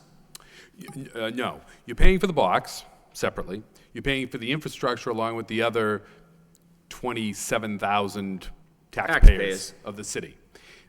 There are 400 some odd people that have connected, or property owners that have connected with the system. They're getting a service that the other 26,600 do not get. Okay. And they're not, and those 26,600 are not required to get it, because under the fire code, it's deemed that there's a greater public safety risk of 13 or more units. Okay. So they don't get the benefit. So I see your point, except I guess I'm coming at it from a little bit different perspective. My perspective is, why should those 26,600 have to subsidize by paying a higher price for the overall system if it's going to drive down the cost for those 400? Okay. And so if that's the case, then how did we arrive at $1,100 for the Lowell Housing Authority? I think that again, it's interesting. We inadvertently bid out some properties that belong to the Lowell Housing Authority, in effect doing what the Inspector General wanted us to do, which is to include them. We didn't include all of them. So once we put those in, we said, once they were there, we had a price for them, we tried to determine what the appropriate price would be, and we simply took the total number of boxes that we had, and we divided it by the price, and we said, okay, that seems like a reasonable price for you. But we didn't do the same thing with the privates. We only did that with the housing. Because we bid out we included those properties in, and they were going to get them because we included them in the bid. So we wanted to charge them, but we felt the appropriate price was to charge them the the discounted price, for lack of a better term, the lower price. I suppose we could have charged them more. In retrospect, I would have preferred that we included all of the Lowell Housing Authority and charged them and gotten a lower price for them. Well, is there a reason that I'm missing? Is there a reason why the argument that you just made for why the privates should pay $2,500, why the same logic shouldn't have been applied to the housing authority and that they should have paid $2,500? Well, they did pay $2,500 on the other ones that they put in. And the reason, but again, I would have, the logic for me to have them pay less is consistent with what the Inspector General proposed to us, is that we should have included all of those within our total bid and gotten perhaps bidded out. Another change I would have made in the bid was to have a per unit price included within that, get a base price plus a per unit price, so that we could have charged UMass Lowell. We could have charged the housing authority a different price. Okay. That's what the Inspector General wanted us to do. We didn't. I do think it makes sense to do that for an entity like the Lowell, particularly for the Lowell Housing Authority. The University of Massachusetts, well, they're but the Lowell Housing Authority is a city, essentially a city agency, a quasi-city agency that, it provides an important service to the residents of the city. Okay. I understand that the way the bid was structured, that the boxes weren't itemized. Correct. And so that's part of the problem, and so you come up with this formula, I won't say convoluted formula, but a It's formula overly that maybe simplified, doesn't have a, really. I'm sorry? Overly simplified, actually. I would Right. say. But it would seem that once this became an issue internally, wouldn't you have been able to just call the company and ask them for an itemized, for a per box price? And if so, why didn't anybody do that? I suppose we could have done that. But it seemed like the simpler thing was just, this was the price we paid, we'll just divide it up. I suppose we could have done that and gotten a different price for them. And it would have been a few $100s more or a few $100 less, but we're only talking a small amount of money there. Right, but it would be just as simple, a phone call, they probably have that, right? They probably just would have said, just a second, it costs this much. We could per have box. charged the $2,400 too. We could have just said, pay us what everyone else is paying, but it was included, and we felt, there wasn't, any desire to make them pay more or less. It was just a decision to have them pay essentially a calculated number. Okay, so what the city really did was to give the housing authority a break on the 6 or 7 boxes, right? Correct. Okay, that's about $1,300 per box, was like that? Something like that. Why did we do that? Why, that's not that big a deal for the housing authority either. It's not like it's a huge amount of money. Why didn't we just charge them the same, who made that decision to do that? Mr. Vaughn made that decision. And again, I don't see any need to, make the housing authority, again, they provide an important public service. There's an important public service that Lowell Housing Authority is providing to poor people of the city that don't have a place to live, versus a property owner that. I guess the whole point of this is that a lot has been made out of the fact that the housing authority paid $1,100 and that the privates are paying $2,500. So I would think it would be good for the public to understand exactly how that came about. And if I was confused about it, I think probably a lot of people are confused about it. And so that's it. It was a combination of the timing. We put our bid out in April of '09 for the municipalities. There was 69 boxes that we bid out, including the stuff back at Dispatch Center to do the receiving. The system that we picked, Direct, it's one of 6 manufacturers. This particular one is like a mesh. They're all receivers and transmitters. So after all our schools and municipal buildings are in, it's a much stronger system. It's not just one point like a copper wire game wall system. We had completely installed ours before we even knew about Lowell Housing existing. At that point, when we found out Lowell Housing existing, it's because the chief had sent out a letter, probably in January maybe? Lowell Housing existing, what do you? I didn't know that Lowell Housing was on the list of our 68 boxes. I had street addresses. Okay. All right, and so they were put in and they shouldn't have been. They should, the Lowell Housing should have paid the regular Correct. amount for that. Well, They got- actually, according to the Inspector General's letter, I should have bid both the Lowell Housing and UMass. We know that because we're all now, public. but back then, you We didn't did know not that. include So- them, correct. So back then, the information that you had was, Correct. they got away with, they got 6 or 7 that they got biased. Right, and at that point, we had paid for it because we had bought the boxes. We Yeah. bought the system. We thought the fairest thing was to charge them what we had done. That was my decision at the time. I'm sorry, the fairest thing to do was to charge them what the city was paying? Correct. Which For was- just the 6 boxes that we already had put into their property. Okay. Not the other 7 that they had to do down the line. How did you arrive at the $1,100 figure? How, It was that combination that you've heard. We took the total bid price and divided it by the amount of boxes that we bought. And they agreed that that was fair. okay. So how does that differ from the formula that has the privates paying $2,500? Well, when we asked for the bidders to give us our bids, we knew what they were charging us for the whole system, and we had seen what they were charging for our non-municipal users. But where we weren't buying for a giant group at once, we did not know that $2,400 was unique because we had seen other communities around here that were charging $5,000, $6,000, $3,000. I have other bidders that were $1,700, $1,900 asking for the same boxes. And I had never bought for a non-municipal ever in my time here. I've only bought for city schools. My focus is not really on whether or not the 2,500 is exorbitant or whether it should be more or less or whatever. It is that it's different from the 1,100. So what's the difference in the formula that was used to decide 2,500 for the privates? Why didn't the same formula, if you use the same formula, which you're saying you did, how does it get to 1,100 for the housing authority? I guess looking back, my decision, I should have just had the 6 boxes removed from our bill and charged them the full price. Right, but you didn't do that. No, because we had already paid for it. All right, so the 1,100 is because the formula is based on just the municipal bill, not Correct. without. All right, but with the privates, it's based on the whole thing? Correct. Is that the difference? Is that?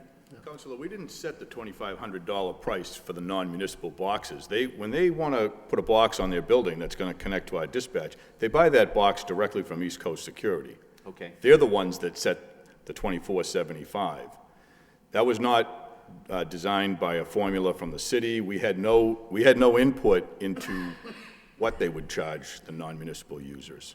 Okay, so what we do is we just make them buy it from this company, and then this company sets the price, and that's the $2,475.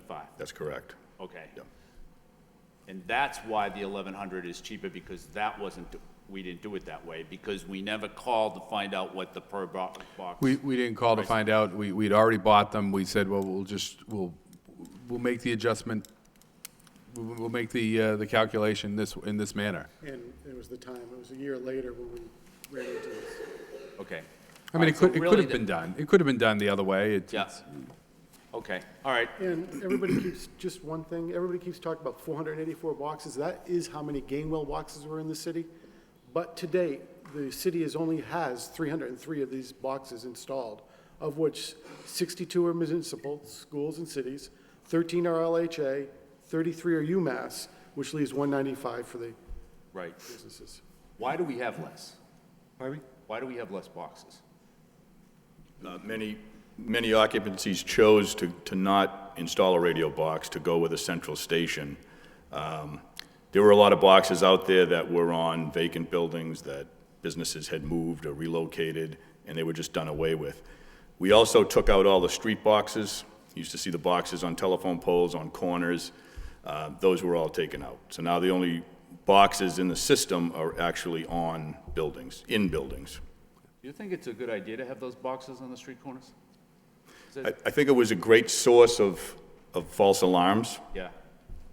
in 33-plus years on the fire department, I could literally count on one hand how many fires we've actually responded to that were a street box, a pull box. Okay. And the other thing is with the advent of cell phones, most of the fires are coming in a cell phone call, somebody driving by, same thing with auto accidents. Truly, most of the times responding to the street boxes were for false alarms. Okay. So on the buildings, you said there's less buildings now? Is that, There's less master boxes out there okay. compared to how many Gamewell boxes were out before we started the radio box conversion. Okay. All right. Thanks. Council Mercia and then Council New. Thank you, Mr. Mayor. Through you to Mr. Vaughn. Mr. Vaughn, who is your boss? Tom Moses. So through you to Tom Moses, who is your boss? He's sitting next to me. And you thought that when he gave you that important letter, you didn't think it was important enough to tell your boss? Now, I tried to explain this 2 weeks ago, but I was cut off. The absolute truth is, I don't remember Mike bringing that letter up to me. He did say that he brought it up to me, and I believe him. But the truth is, I don't remember it. If I had, I would have gone through the same thought process that the city manager explained for the last 20 minutes about the procurement. There were several issues. Yes, they said that we bid it under the wrong statute. I would have weighed that with the fact that it was 2 years ago, and is it likely that we would encounter that type of bid again? I would go through the same thought process we're having here. I just don't remember that. So my concern is, Mr. Manager, did you have a meeting Friday with the department heads? Yes, I did. And at that time, did you ask them that if any city councilor calls you to notify you immediately? I don't know if I put it quite like that, but I said if you're going to, I said, there were actually several things I said. I said, look, let me reiterate that anything that happens in the city that you think I should know about, let me know. Because there have been a couple of things that have come up that I haven't been made aware of. And I trust my department heads, I believe in my department heads, but it's important that I not be blindsided, and that I wanted to make sure that I knew what was going on.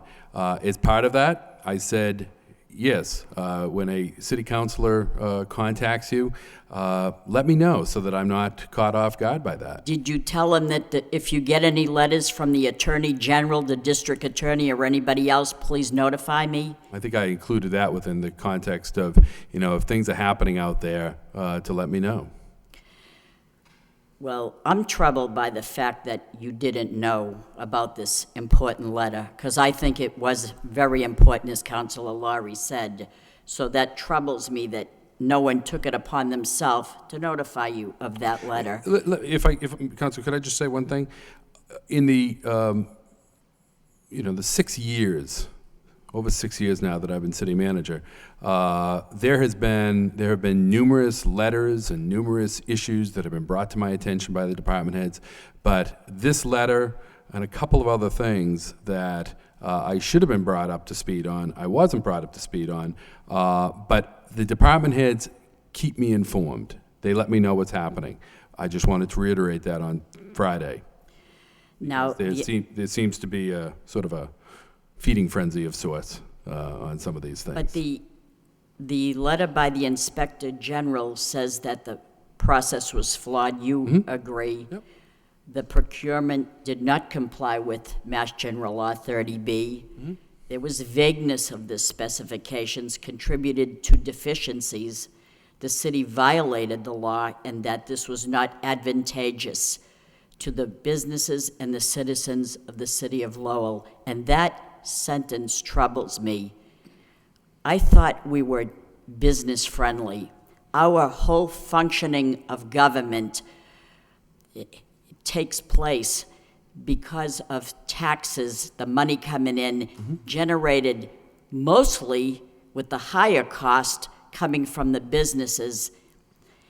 And that in itself troubles me, that was not in the best interest of an entity in this city that we should hold with high regard. Well, if I may, Counselor, that's one aspect of the Inspector General's letter that I would probably disagree with.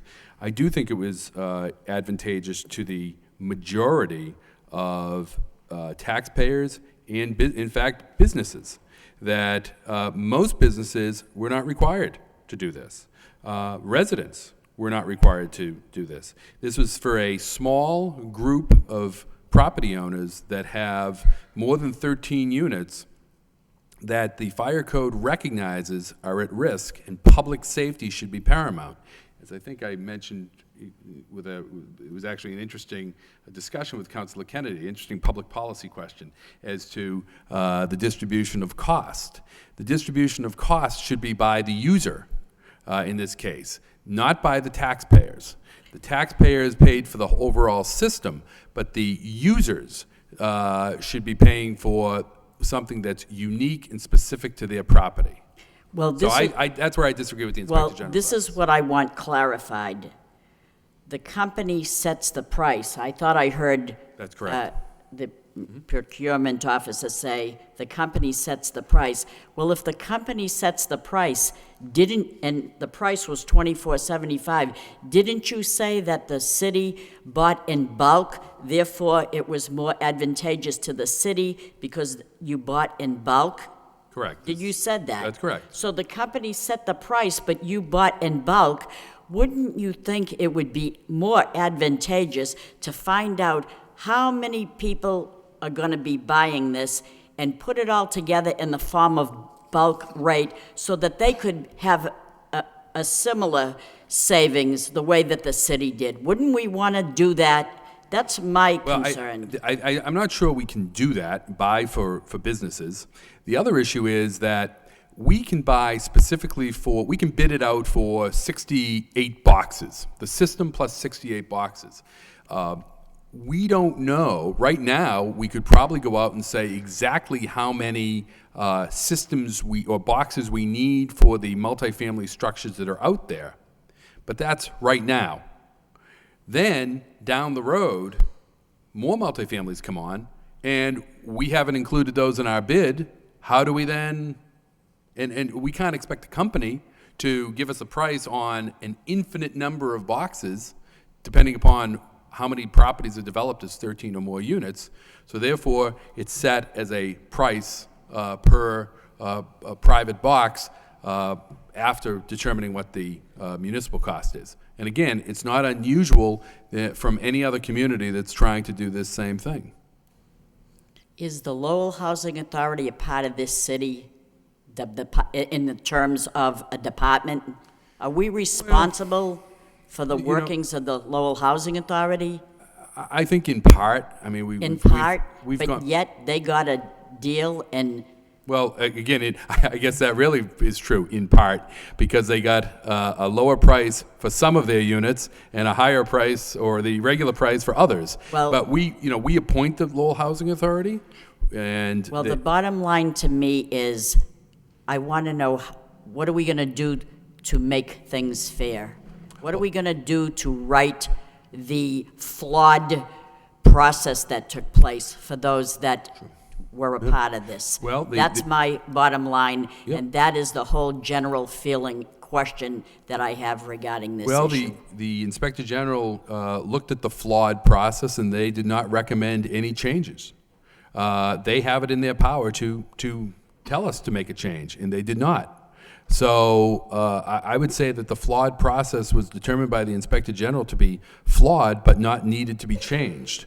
With regards to the, the cost differential, again, I'm not sure what they mean, what people mean by the cost differential. If it's a difference from the municipal price per box, it's because we bought in bulk as a group. Now, maybe if the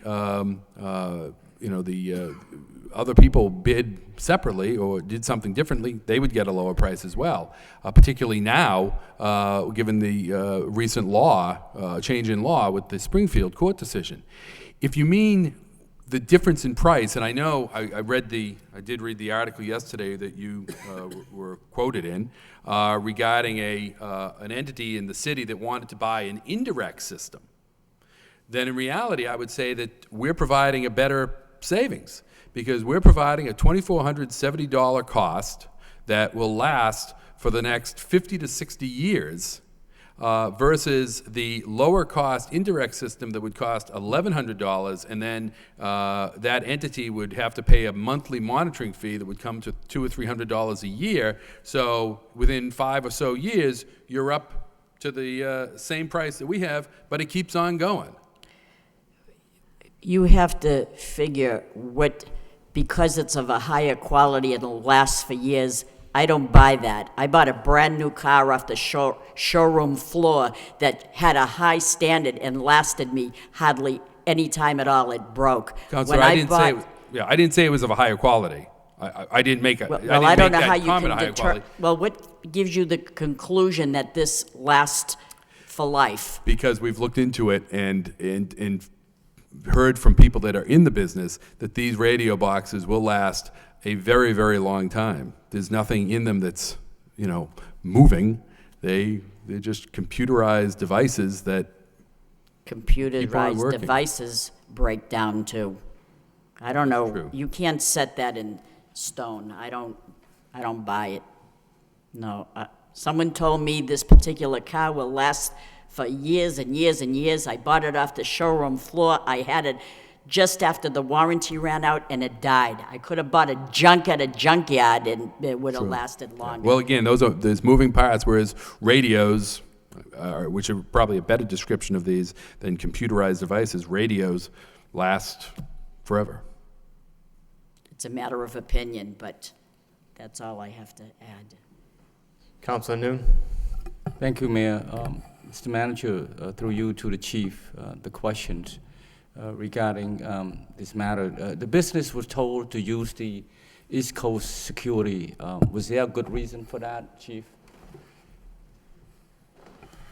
Excuse me, could you repeat the question? Yeah, the business, the homeowners, particularly the multifamily, the 13 families and up, were told to use the East Coast security company. Was there a good reason for that?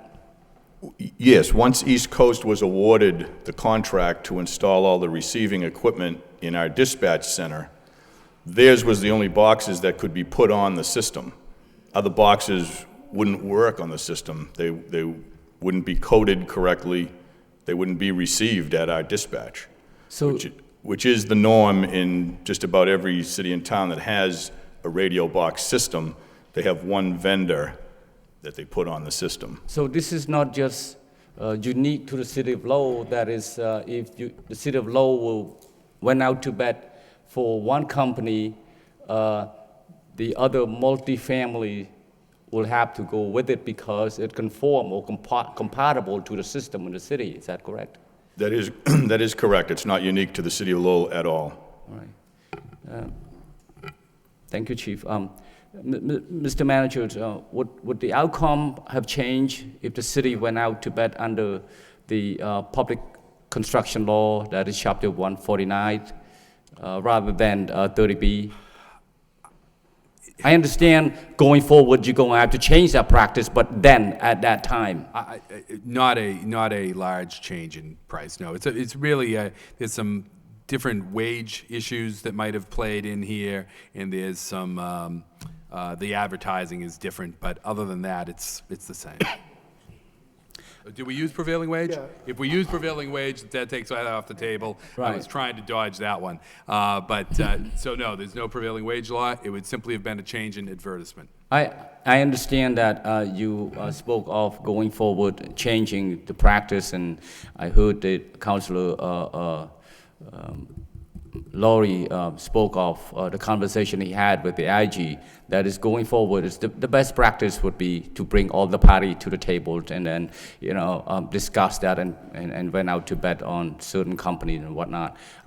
But with regard to the IG letter that was sent in 2011,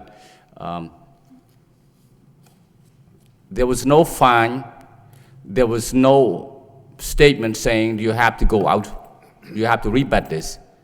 Is that the case? That's correct. So that is the overall pictures of it, is that, yes, you should have done this, but going forward, this is what we would recommend you doing. Correct. Thank you, Mr. Manager. Councilman Mendonça, then Councilor Martin, then Councilor Leahy. Well, I disagreed with it when I first heard about it. I wasn't on the council when this took place, when the bid process was done, and even when the installation, I think, was implemented. I may not have been on the council, or at least if I was at that point, it was already underway. I don't think it's beneficial when you have only one option offered to users, and I think that was a flaw in the process as well. And it's something we should avoid in the future. The user should have multiple options in order to comply. Now, obviously, they're doing this to comply with this new state law that required them to have some monitoring of residences in a single building that have more than 13 or more units. I think that's a fairly old, maybe the chief can, my understanding was it was older, but Chief, Are you talking about the CMR, the 13 plus? Right. Right, that's been on the books for a while. That when we mandated, when we got rid of the Gamewell system and went to the radio box system, we essentially told everybody that had a Gamewell box, you can monitor your property any way you want, any way that's prescribed in the building code, with the exception of the 13 plus units. And that refers to the CMR that says any building with 13 or more separate dwelling units has to have a type 1 fire alarm system. A type 1 fire alarm system is defined as that system that connects directly to the fire department. And to address your concerns, and I've heard it over and over again about the sole vendor issue, I honestly don't know how you'd manage it otherwise. If we were to allow 4, 5, 6, 7 different vendors to put their box on our frequency, first of all, I think you would need 4, 5, 6, or 7 different receiving units in dispatch, because I don't know, I mean, unless it's a coding issue, I just don't know how that would be managed. And I think that if a problem developed in the system, right now it's either a city problem or it's a problem with East Coast's box. If we had 5 vendors, everybody's pointing fingers, I don't know how we would resolve any of these types of issues. Well, I understand that, but still, we're creating a situation where people don't have an option.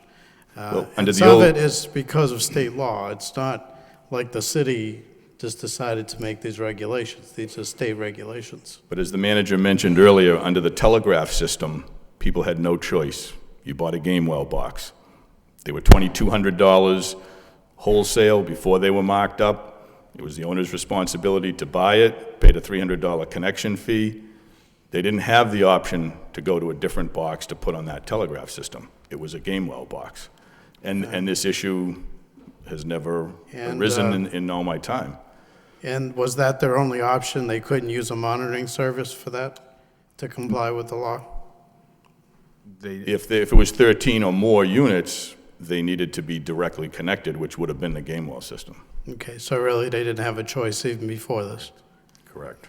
Now, the Springfield case somehow affected this regulation or the interpretation of it? It affected the interpretation, and there's still ongoing efforts to interpret that case. But it would seem that the case says that as long as it's one of the 4 types of monitoring systems, then it is allowed. But this is something now that, all of the communities are having to deal with. I was speaking to some other communities about this earlier today, actually, and they're now going through a whole review of their ordinance or bylaws to determine what impact this might have. Our scenario was different than Springfield as well. Springfield passed a city ordinance that said, if you have a Gamewell box, you will change to a radio box. Far different from what we did here in the city. We gave everybody the option, again, with the exception of the 13-plus units. So I'm not even sure, and Madam Solicitor could probably speak to that better than I can, but I'm not even sure that the Springfield case really and accurately applies to our situation. All right, so that means now, if we do follow the Springfield case, these owners of these properties have 4 options, but they somehow still have to connect directly to our system, so is that even viable? No, what they have to, many are looking to do, and again, they can go to an they seemingly are able to go to an indirect system. An indirect system, it goes to a monitoring service elsewhere. Could be in, Worcester or Chicago. It rings, and then the monitoring service has a minute and a half to call the fire department. Believe it or not, we had one of the large property owners in the city try to convince us that was a better process because the minute and a half would allow people to be sure that it was really an alarm and it wasn't a false alarm.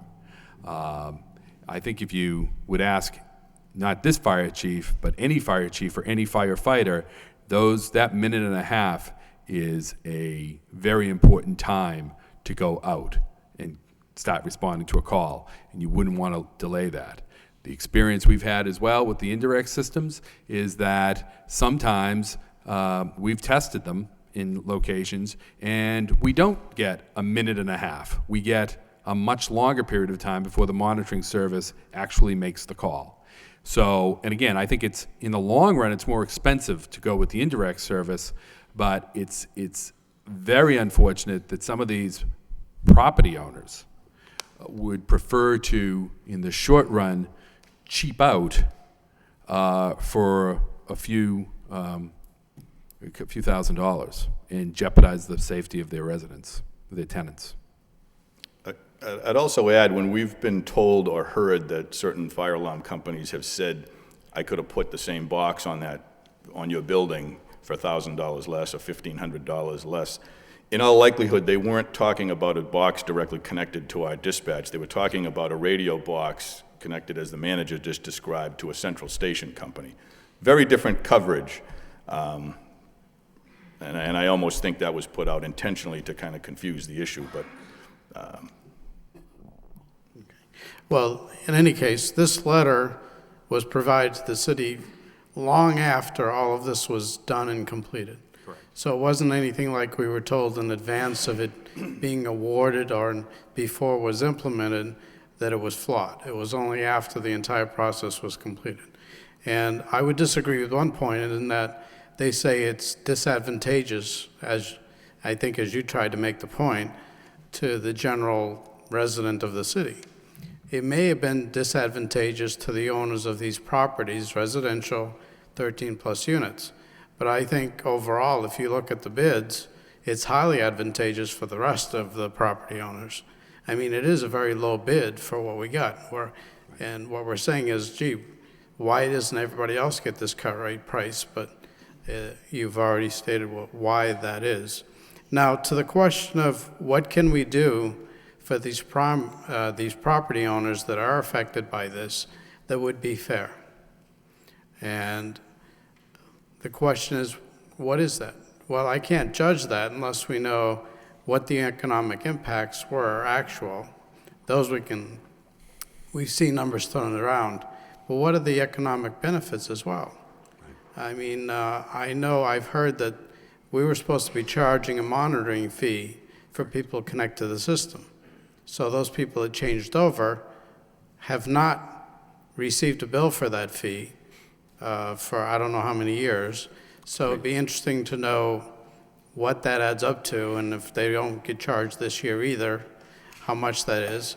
What's the economic benefit of having this in place in the sense of what about their insurance? Do they get a discount on their insurance having this system versus a different one? I don't know.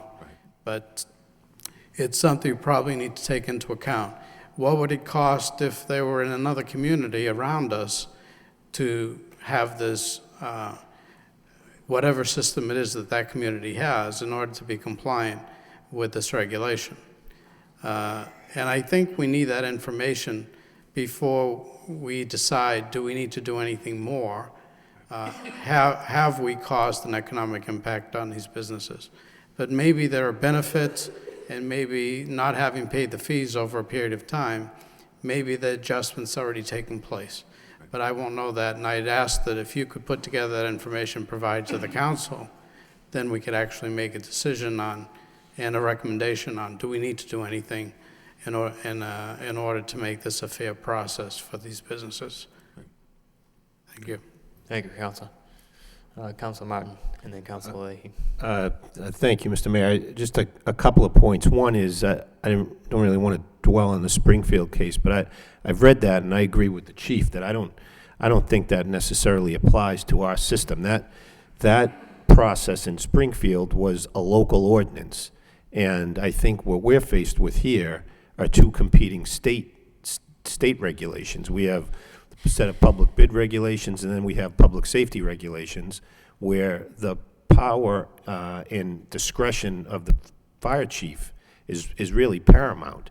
And not just this fire chief, but fire chiefs and this board statewide seem to have a great deal of discretion as to determine what the best system is. So I don't think we've heard the last of this as a result of the Springfield case. But as this situation applies, if I understand this correctly, the whole monitoring system and the 67 or whatever boxes we bought, that monitoring system is only beneficial to these boxes.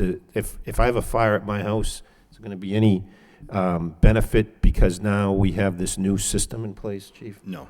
So this is only for the large users, right, where there's potential for catastrophe, a city school, a dorm. He could put one in his house. Yes, you could. Okay. But there's no requirement of that. Correct. So really, this is a new system for large users, I suppose, right? Your users with a large occupancy. That's correct. So the city put out to bid because we're a large user, I suppose, right? Our schools, public buildings. Correct. Is 67 of them? 67 buildings? 68, yep. 68, right. So, and then the others are the university, the housing authority, and then these private businesses. So the city taxpayers pay for the infrastructure to some extent, and then the individual users pay whatever the company charges. Correct. Okay. All right. Just want to make sure I had that right. Thank you. Council Leahy. Thank you. I just had a couple of questions. Who makes the standard of the 13 or more units? Is that a city ordinance? That's a state code of mass regulations. Okay. So why is there any regulation that says in the city of Lowell, when we go out for sealed bid, why can't these users or these associations be in our bid packet? I understand that we're bidding as the city, but what it opens it up, what I see is, of course they're going to come in, give the low bid, which, looking at the prices, they get their foot in the door, and then basically they gouge the private citizens. So how do we stop that? That's basically what happened here. Get your foot in the door and gouge everybody else. Well, actually, I think this goes back prior to Chief Pitta. There were actually vendors that wanted to come in and do it for us for free, virtually free, and then be able to charge whatever they wanted to the privates, and we rejected that. We put out a bid. We can't bid for private businesses, and as I indicated, Councilor Mercy had a very good question on this. We don't know how many private users there's going to be. We know how many right now there are, but we don't know how many long-term there's going to be, so it becomes impossible for someone to bid on something like that, on what the actual cost is, or the total cost is. So we bid for ourselves. We got a price for what it would be for any new private user that came along, and we looked at it as we got the lowest possible bid for the municipality for the best system out there, and what we saw is a reasonable cost for the private user compared to some of the other bids that we had seen and the other communities around us. As I think the chief indicated, other communities are paying, to have similar systems, are paying $5,000, $6,000, $7,000. In fact, I believe that one of the companies that has been trying to get people in the city to go to their indirect system has a similar system in another community where they, again, have the same type of sole source provider status, and they're charging $5,000 in that other community. So we felt that it was, very frankly, when it went out to bid, I think we all felt that it was a good price because it was low cost to the city, reasonable cost to the business, and we got a system that was going to provide maximum public safety. I agree with that, your whole argument, but basically, there's got to be a better way that, we want the best price for the city, but we can't open it up to double the price for the small businesses or the users of this. And that's basically what happened. Are the prices reasonable? Sure. But, you don't want to know that you paid double for the same thing that someone else did.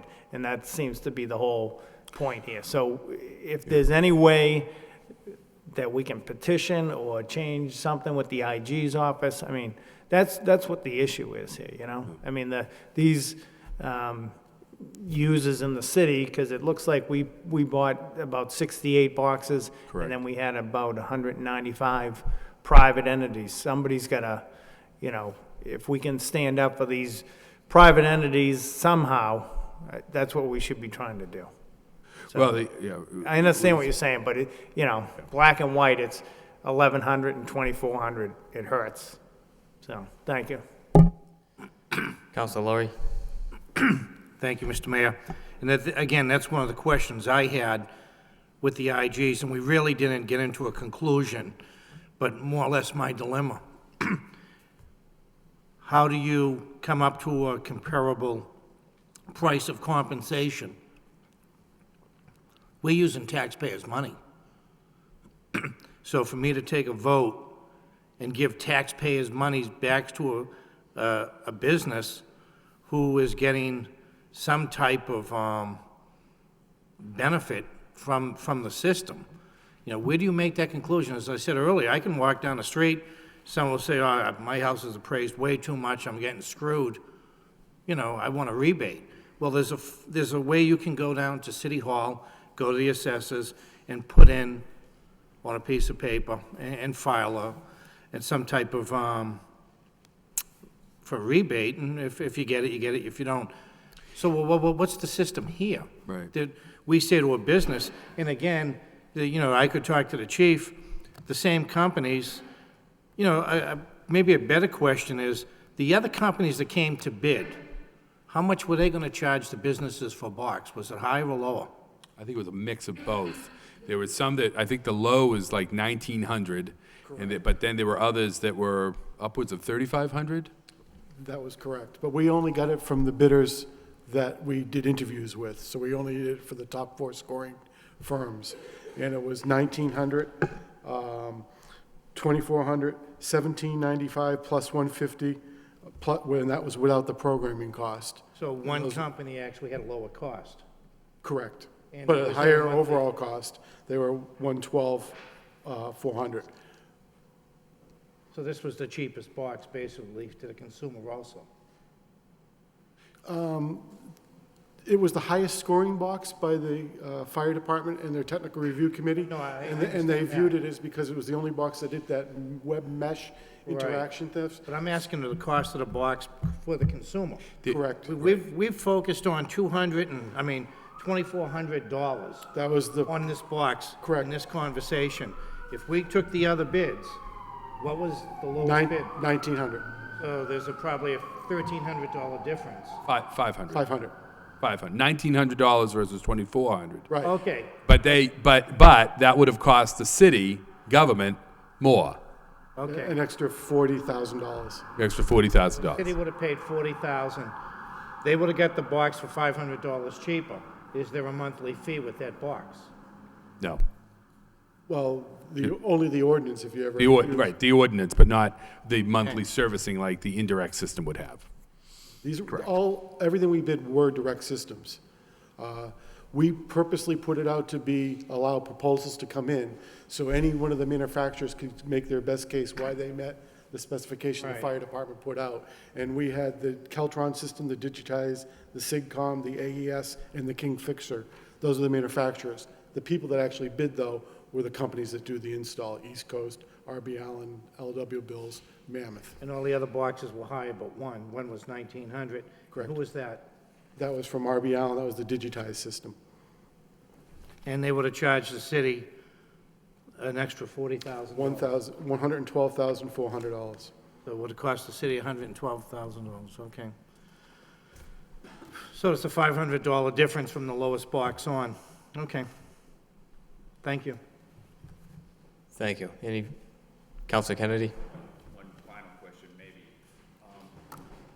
Just to refresh me. See about that. But I don't really know, but, I don't remember distinctly, but in addition to the $24.75, wasn't there an installation fee as well? And so how much? We didn't ask for the installation. We put in our bid package that the installer couldn't be done by East Coast. They can go to any licensed electrician to put it in. Okay, but do we still not know how much the installation fee is? I mean, haven't we heard?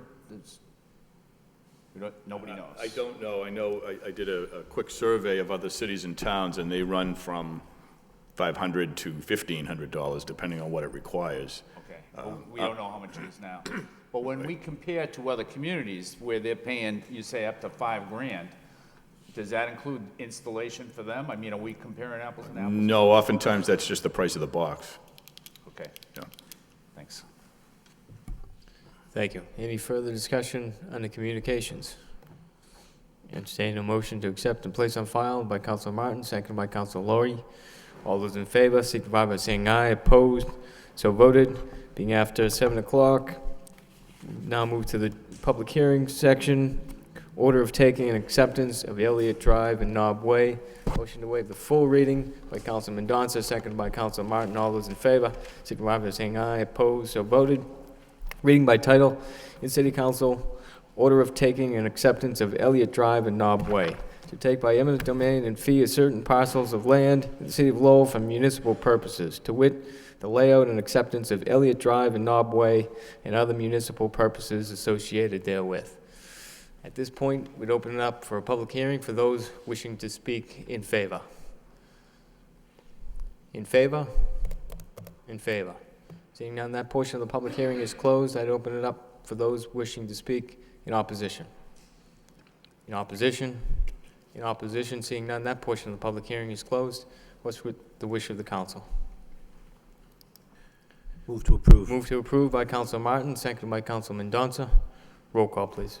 Councilor Kennedy. Yes. Councilor Leahy. Yes. Councilor Lowry. Yes. Councilor Martin. Yes. Councilor Mendonça. Yes. Councilor Mercia. Yes. Mayor Murphy. Yes. Councilor Nguyen. Yes. Councilor Elliott. Yes. 9 yeas. Thank you. Next, we have a utility public hearing. Pole location for National Grid and Verizon New England Incorporated to request to set 2 new poles at 256 and 287 West Fifth Street and 1 pole at Howard Street. At this time, I'd open it up for those wishing to speak in favor. Right to the Sure. podium. If you please state your name and address for the record. John Butler, represent National Grid. Just briefly, the explanation for the, excuse me, for the 256 and 287 Westford Street pole additions is to provide relocation for existing facilities to gain proper clearance for CVS store at that location. The additional pole on Howard Street is also to provide, really for just existing, to improve existing facilities as far as height and to eliminate an aerial trespass on a private property at the location. Thank you. Thank you. Anyone else wishing to speak in favor? In favor? Seeing none, that portion of the public hearing is closed. Open it up for those wishing to speak in opposition. In opposition? Seeing none, that portion of the public hearing is closed. What's the wish of the council? Move to approve. Council Leahy? I had a question. Sure. Can we ask questions of? Yes, yep. Sure. Okay. Question to sure. the representative from National Grid? Thank you. I just had a question. I've only been sitting here for 2 hours and 20 minutes. Why do we have so many poles that need to be pulled out of the city?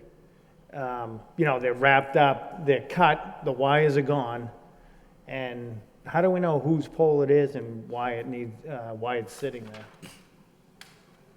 Every other week we grant these. Specifically about double poles. Yeah, double poles. So is there any, before we grant these poles to go in, is there a requirement to pull so many back out that are just sitting there? Requirement is 90 days. And I'm not going to stand here and say it's always met. The process, a company or the owners of the pole, as well as tenants on the pole, are required to participate in a program, a pole report program. And as each person transfers his facilities, then he's supposed to update the program so that the other people are notified.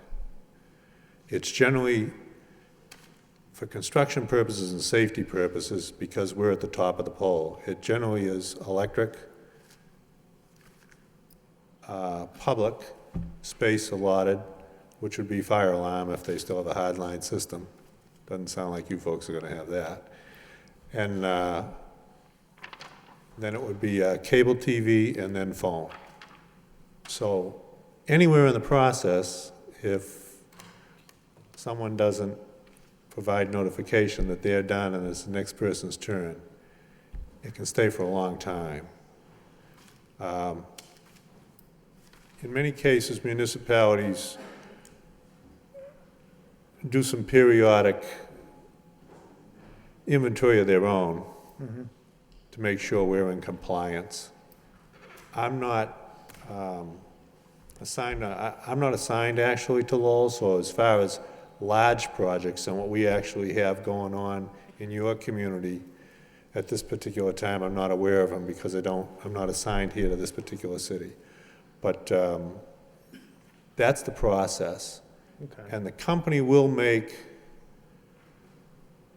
their copy of a poll report available to the city to see where we feel the status is at. But it's been my experience in other communities that, depending on who the custodian is in the particular city, they usually go to the custodian and expect the custodian to police it, versus the city's not going to chase every tenant on the pole. Right. Where we set, I believe we're the custodian in Lowell, so we would be the person who sets the pole, and after everyone else has removed their facilities, it would be our responsibility to go back and get what we call the wood after everyone's off the pole. Okay, thank you. Just one more question, through you to the manager. I know this has come up, and I've heard Councilor Mendonca's name on it, but do we have a list of poles that are coming out, and is it 90 days per Verizon and then National Grid and then Comcast? So we're talking. I think we're probably talking a little bit longer, but Mr. Marchand has been dogging the double pole issue for me with National Grid, and he can give you an up-to-date report. At this point, the last report we had was 400 and some odd poles that were double poles. Of those, there were 129 that National Grid had identified as being ready to remove, meaning that all of the wires are off of the older pole. Of those 129, this week I spoke with the representative, and he said their estimate is that they've had 50 removed at this point of the 129. Their goal is to get those 129 out by the end of September. We're hopeful that'll happen. He's going to come up with a new estimate of where they are from their folks in the field as to how many exactly they have by the end of the week. And we'll see where we are with those and how it compares to those that are left out there, the 129. In addition, Verizon has told us that they're working on 41 poles that are their responsibility. So depending on how the poles are taken out, there are two different methods. Verizon sometimes has those, and 41 additional poles are their responsibility, and we're checking with them on how they're progressing with those. Because I noticed around the city, there's a lot of poles that are cut, and they're about 12 feet high, and they're just wrapped up against another. So I'm wondering why we just don't do what Verizon and Comcast and everybody else does. We just deny all the poles until all the poles are gone. I mean, really, they'd shut you off after so many months of not paying your bills, so why don't we just shut them off and say you can't install poles until you get rid of all the other poles? That's certainly in the council's prerogative if they would like to do that. Generally, I will warn you that there's usually a resident or a taxpayer that's affected by any of their pole locations that you're looking to do that for. All right. It just seems unfair that the city doesn't look very good to people coming in and out of the city because of these double poles. And yet, again, they have all the cards in their hand and hold us hostage. So, if it's any consolation, it's a problem that occurs in every community, and why so many communities are upset about it, and why there's been so many efforts to really get them to move on that. All right, thank you. Thank you. Any further discussion? I'd entertain a motion to refer to the wire inspector for report and recommendation by Councilor Mendonça, seconded by Councilor Noon. All those in favor signify by saying aye. Opposed? So voted. Next, we have under the city manager's portion of the agenda, a communication to appoint Dennis Tague to the License Commission to fill the term of Raymond Weicker expiring June 6th, 2013. And thank you, Mr. Tague, for being here this long. Mr. Manager? Really nothing to add. Mr. Tague, as you know, I had appointed him on a temporary basis while we sorted out some of the issues with the License Commission. I know that he has been working at it. There's less than a year remaining in Mr. Weicher's term, and I feel that Mr. Tague would be a good member of the License Commission for the remainder of the term.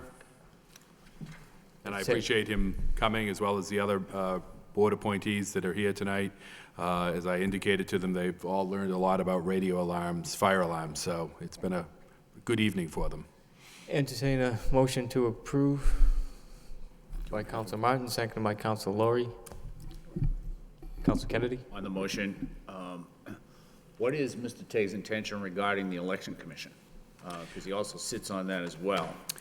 For the remainder of, until the presidential election, Mr. Tague will remain on the Election Commission as well for the transition, and then he will be resigning from the Election Commission. When? On November 7th or 8th, I would anticipate. Mr. Tague can speak to that, I suppose. If I may, yes, it's my intention to stay on until the general election and resign immediately thereafter. I would suggest that I stay on at least to show my successor a little bit about how the job works. Okay, thanks. Any further discussion? Roll call, please. Councilor Kennedy. Yes. Councilor Leahy. Yes. Councilor Laurie. Yes. Councilor Martin. Yes. Councilor Mendonça. Yes. Councilor Mercia. Yes. Mayor Murphy. Yes. Councilor Nguyen. Yes. Councilor Elliott. Yes. 9 yeas. Thank you. And Hey, Mr. Mayor, Ryan Gilday is also here. Ryan was appointed to the, Ryan, if you could step up, and Mr. Gilday was appointed to the Library Board of Trustees a couple of meetings ago. I indicated at that meeting that he was away on a family vacation that sounded very interesting. I committed to the council that he would be at the next meeting or the one after, and I asked that he come to this one because, as you know, I was not at the last meeting. did you say library? Were you library or planning? Library. Library, okay. Okay. I know we had a planning board that night, too, when... And he was here. Yep, yep. Mr. Boyle was here. So, Thank you. thank you, Ryan. Next, we have a communication to reappoint Dennis R. Mercia to the Cemetery Commission. Entertain Move to approve by Council Kennedy, seconded by Council Laurie. Any discussion? Yes. Council Mercia. Thank you, Mr. Mayor. Through you to the city clerk, and I'm not asking for an answer right now, aiming to put you on the spot by any means, but we need council approval for some people to be on different boards and commissions, and other times we don't need any council approval, and I wanted to know what justifies council approval and why at times do we not need council approval. It seems to me that the Cemetery Commission, you don't need council approval, yet you'll see that the Commission on Disabilities and the one previous to that, we needed council approval. I don't understand why, and I'm not asking for the answer right now, but if you could look that up and give us a list of what needs council approval, what doesn't need council approval, and why is that? How is that governed? The state says that the Commission on Disabilities, it needs council approval, yet the Cemetery Commission does not. I don't understand that. Boards and commissions, to me, are all very important, and I don't know why we all don't. You have the answer, Mr. Manager. I do. All I right, think, well. I believe I do. It's in statute or in ordinance. The Commission on Disabilities, it's in the statute, probably, that it requires council approval. And just... That's not giving me an answer, because the statute said it. How does one board... You'd have to talk to the state legislature to... That I can't understand that. Boards and commissions are all important to me on an equal basis, and yet you don't need council approval. I don't understand that. It is a state statute, no doubt about that, but I don't know how they justify that. Councilor Martin has the answer. Well, it's a different state statute. That's the point. Each board and commission is established by a different law, and so it's a product of whatever was, in the will of the legislature at that time. So it's not that there's one statute that says the city has all these various boards and commissions. There's the zoning board is established in Chapter 48, which was done in 1975, and the license commission statute goes back to the 1890s. They're all different, and that's kind of why there's a mishmash. There's not been much effort at consistency, and maybe they're trying to drive us crazy here. I think you're right.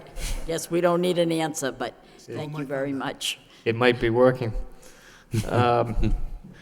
All those in favor of the motion, signify by saying aye. Opposed? So voted. Next, we have communication to appoint Jeff Wilson to the Commission on Disabilities. Move approval. Move for approval by Councilor Elliott, seconded by Councilor Laurie. Mr. Mayor? Councilor Mercia. Could I just say that this gentleman is here, and I was very, very impressed by this gentleman's request for this position. In an effort to make our city better, he wanted to serve on this board and to better address the needs of the people with disabilities. I want to take this opportunity to thank you, sir, for your willingness to serve. And I thank you as well for your patience of sitting here, which I believe still should have went to a private meeting at another time, because we have quite a lengthy agenda in front of us. But thank you, sir, for your willingness to serve and your patience. Well, I want to thank the council and the mayor and the city manager for allowing me the opportunity. Yeah. And I'm very excited to get going. All righty. Thank you, Mr. Wilson. Thanks. This does require a roll call vote. Mr. Clerk? Counselor Kennedy. Yes. Counselor Leahy. Yes. Counselor Laurie. Yes. Counselor Martin. Yes. Counselor Madonza. Yes. Counselor Mercia. Yes. Mayor Murphy. Yes. Counselor Nguyen. Yes. Counselor Elliott. Yes. 9 yeas. Thank you. The next item, 14, the order of 60-day trial has been withdrawn. So we'll move to the vote appointing Adam Bakey, Assistant City Manager, as acting manager from October 8th through October 11th, 2012.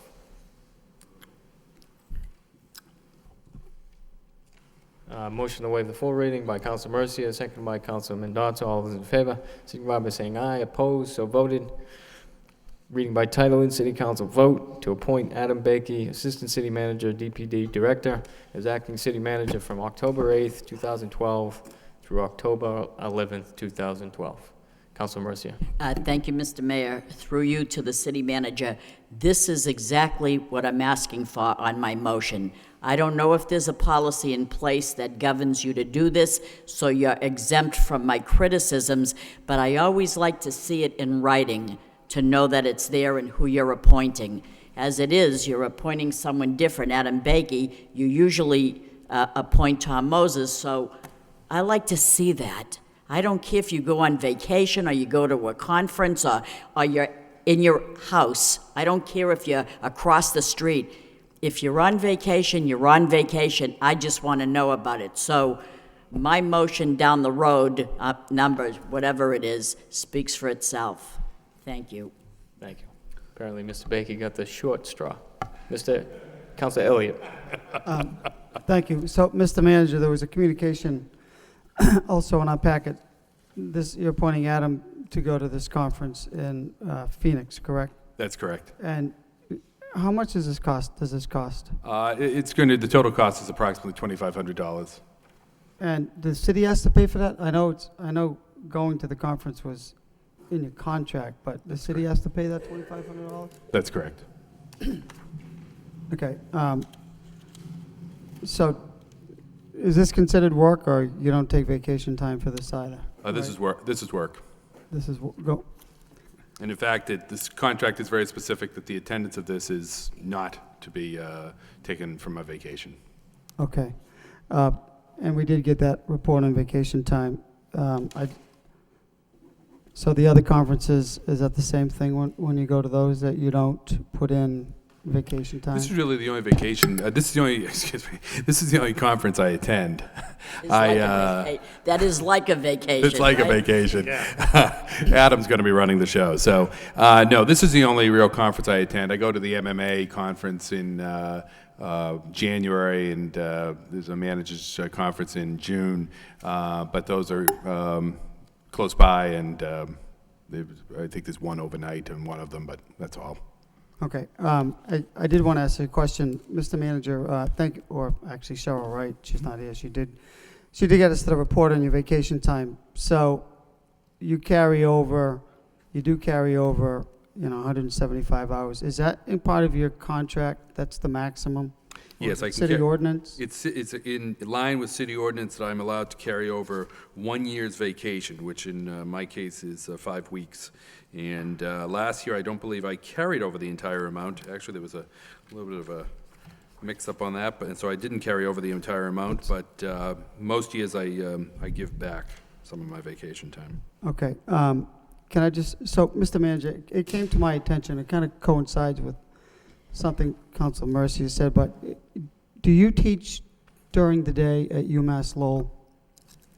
I teach from 8 o'clock till 9:15, 2 days of the week. So that's not included in here? No. And shouldn't it be? No.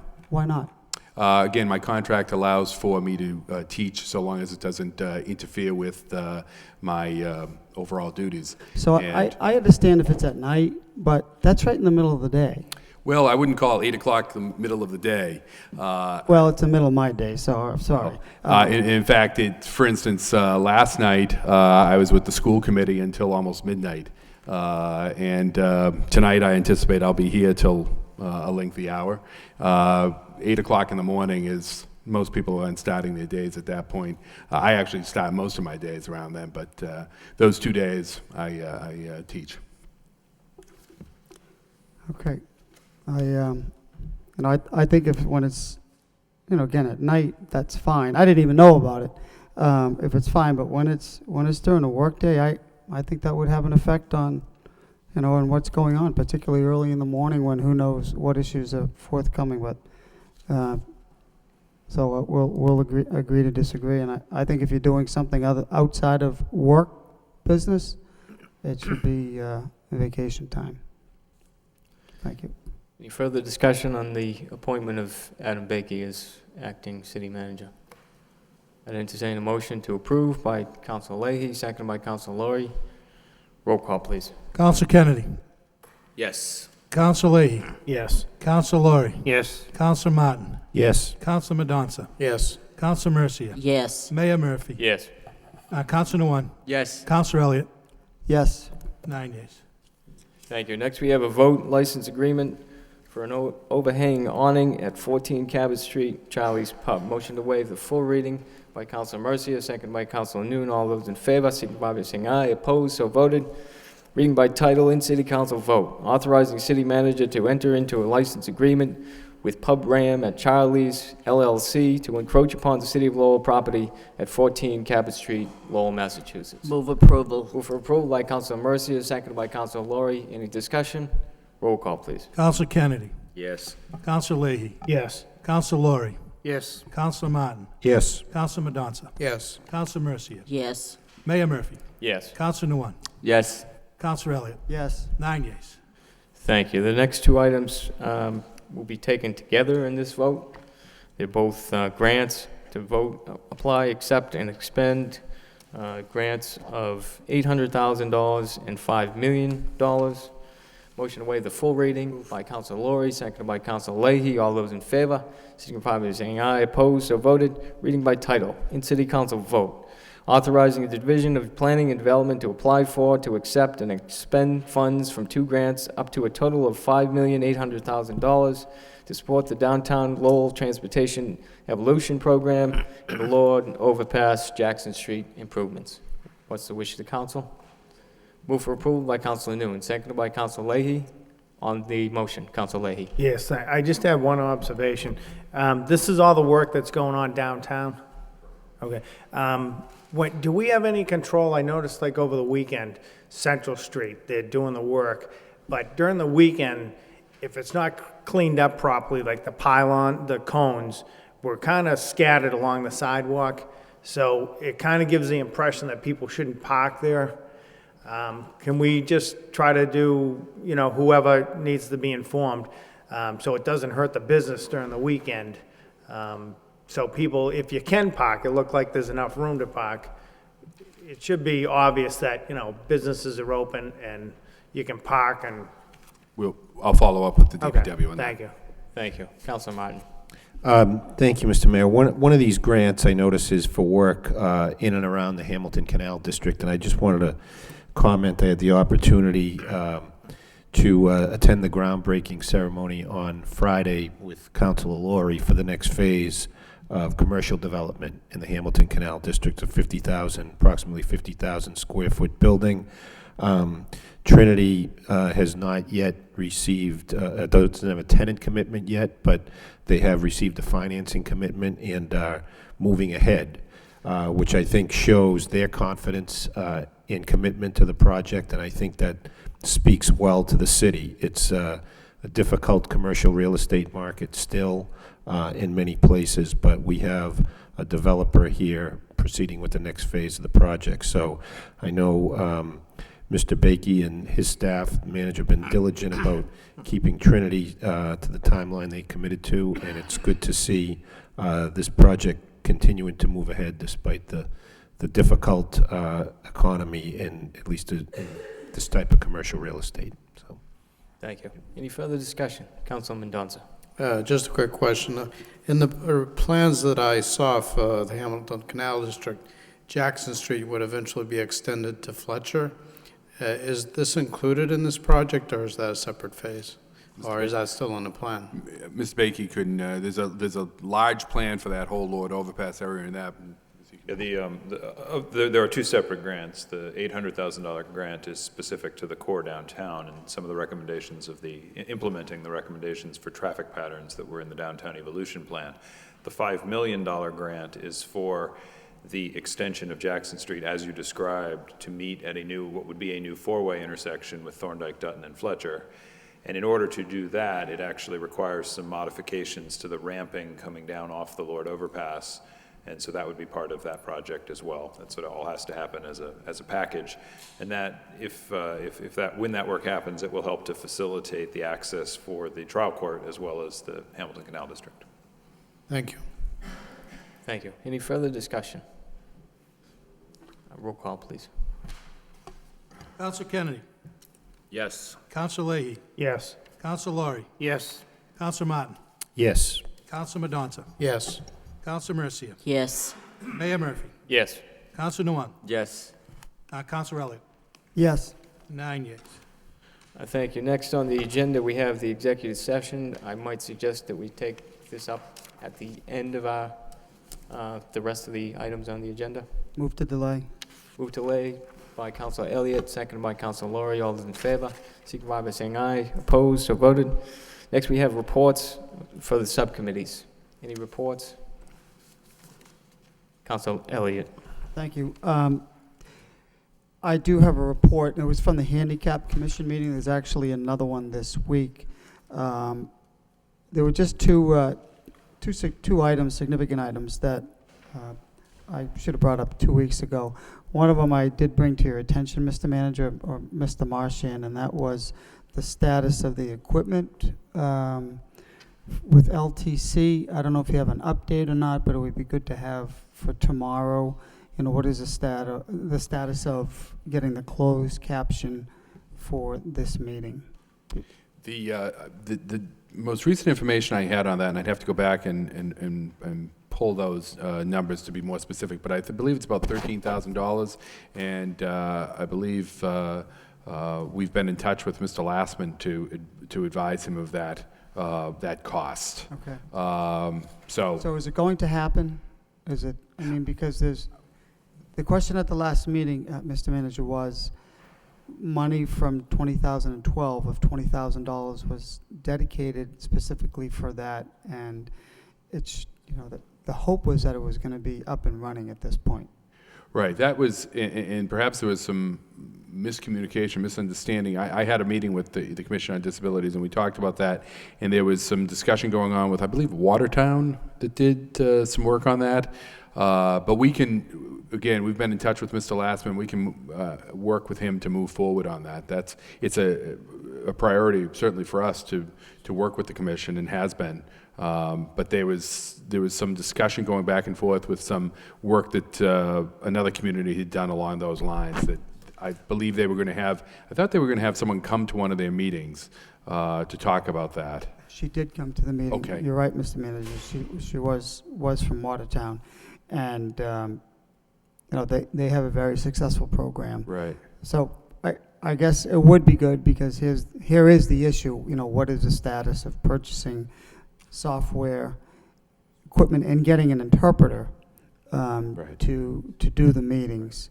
So if it's possible, if you could get me an update by there's another meeting Thursday, I think it would be helpful, so we're not bringing that up again. Yeah, again, we were, you know, we allocated the $20,000 to the Commission, and leaving it pretty much in their hands is when they were ready to pull the trigger on any investment, whether it be on the closed captioning system, park improvements, anything else that they felt would be helpful to the disabled, that we would do that. So we're ready to put it out to bid and get it going immediately.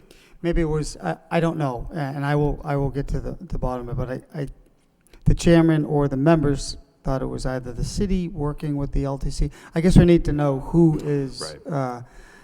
who's in charge of this and, who's going to be we'll- responsible to make it work, and I think that will go. We'll be in touch with Mr. Lastman first thing in the morning, Okay. and we'll move on it. All right, thank you.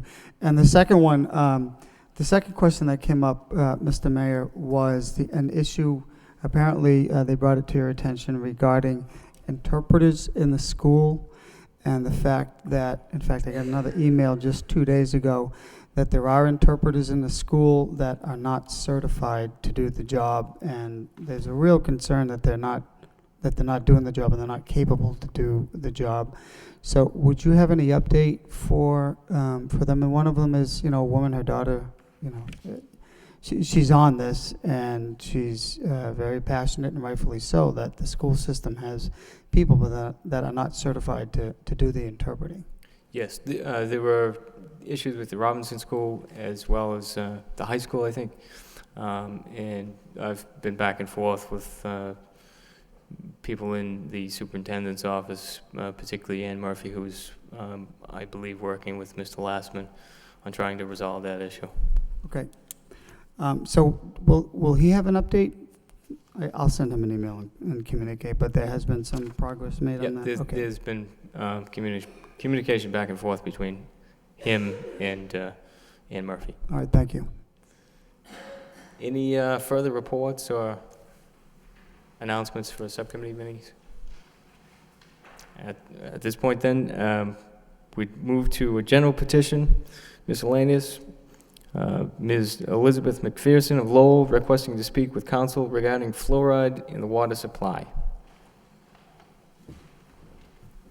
If you just please state your name and address for the record. And my name is Elizabeth McPherson, and this is the second time I've been before you about water fluoridation. And I guess the last time it fell on deaf ears and blind eyes, because the only one that really responded was Rita Mercia, who called the water department. And because they told her it was only 1 part per million, she felt secure with that, not realizing that this stuff builds up in your system. Now, fluoridation, excuse me while I put on my eyes, I'm old. Fluoridating the public drinking water is in violation of the Safety Drinking Water Act of 1974. The Safety Drinking Water Act states that no national primary drinking water regulation may require the addition of any substance for the preventive health care purposes unrelated to the contamination of drinking water. It is not the water department's job to deliver medicinal treatment to people. This is compulsory medication. This makes it a civil liberties and a constitutional issue. It is illegal to medicate people without their knowledge or approval, and as most people don't have a clue about fluoride, the practice must be stopped. Access to safe, clean drinking water is a fundamental human right. Now, fluoride, you probably wonder how it even got into our system. It was grandfathered in before the 1938 law was enacted requiring drug testing. If you want to find out why we have fluoride in water, it's a very dark place to go. I know what happened, and you should look into it. It is the EPA's Union of Scientists opposes fluoridation. If you go in the City of Lowell's water quality data table, under fluoride, it tells you it is discharged from fertilizer and aluminum factories. It fails to mention that it's toxic. Fluoridation damages water pipes because it dissolves the lead of these pipes into the water. We already get more than 300% of fluoride each day through drinking sodas, chicken, which is injected with water, grapes are greatly fluoridated. 2 ounces of baby food, chicken baby food, exceeds the maximum daily dose. So there's millions of ways to get fluoride into your system without poisoning the population, and that's what you're doing. You're poisoning the population. I hope that you people read the paperwork that I sent for each and every one of you, and that you took it into consideration, because it is a very, very serious subject. The city of Natick in 1997 was considering fluoridation, and because of the opposition from the people, they hired a panel of scientists to analyze the data that, that is out there. And Natick was told, do not fluoridate. Wilmington did the same thing, and they did not fluoridate. People are becoming more and more aware of this. There are lawsuits all over the country because people feel like they're being medicated against their will. There are millions of ways to get fluoride without putting it in our water. And why in the world would you want to put anything as toxic as fluoride in the water? You have to understand where this came from. It used to cost the industry $65 million a year to dispose of fluoride because it was so hard to get rid of because it was so toxic. So they turned around and they put it in our water, and now they charge you to poison us. Beautiful, yes? Most of the fluoride that's in this country now comes from China. And you can bet that contains mercury, lead, and arsenic. Because most things do that come from China. And it's labeled fluoride and it's dumped in the water. Decades ago, fluoride used to be released through smokestacks into the air from the phosphate mining industries and the aluminum industries. But this resulted in the widespread death of cattle and vegetation on nearby farms. Just the vapors from this stuff killed things. So they put in these wet scrubbers, and this is the stuff that they scrub down from these smokestacks, and this is the stuff that's in your water. Now, why? Why would you do this? And why would you allow this to happen? It cuts the IQ of children. It's known to cause bone cancer, arthritis. It's been told that Alzheimer's comes from this. There's so many things that is wrong with this.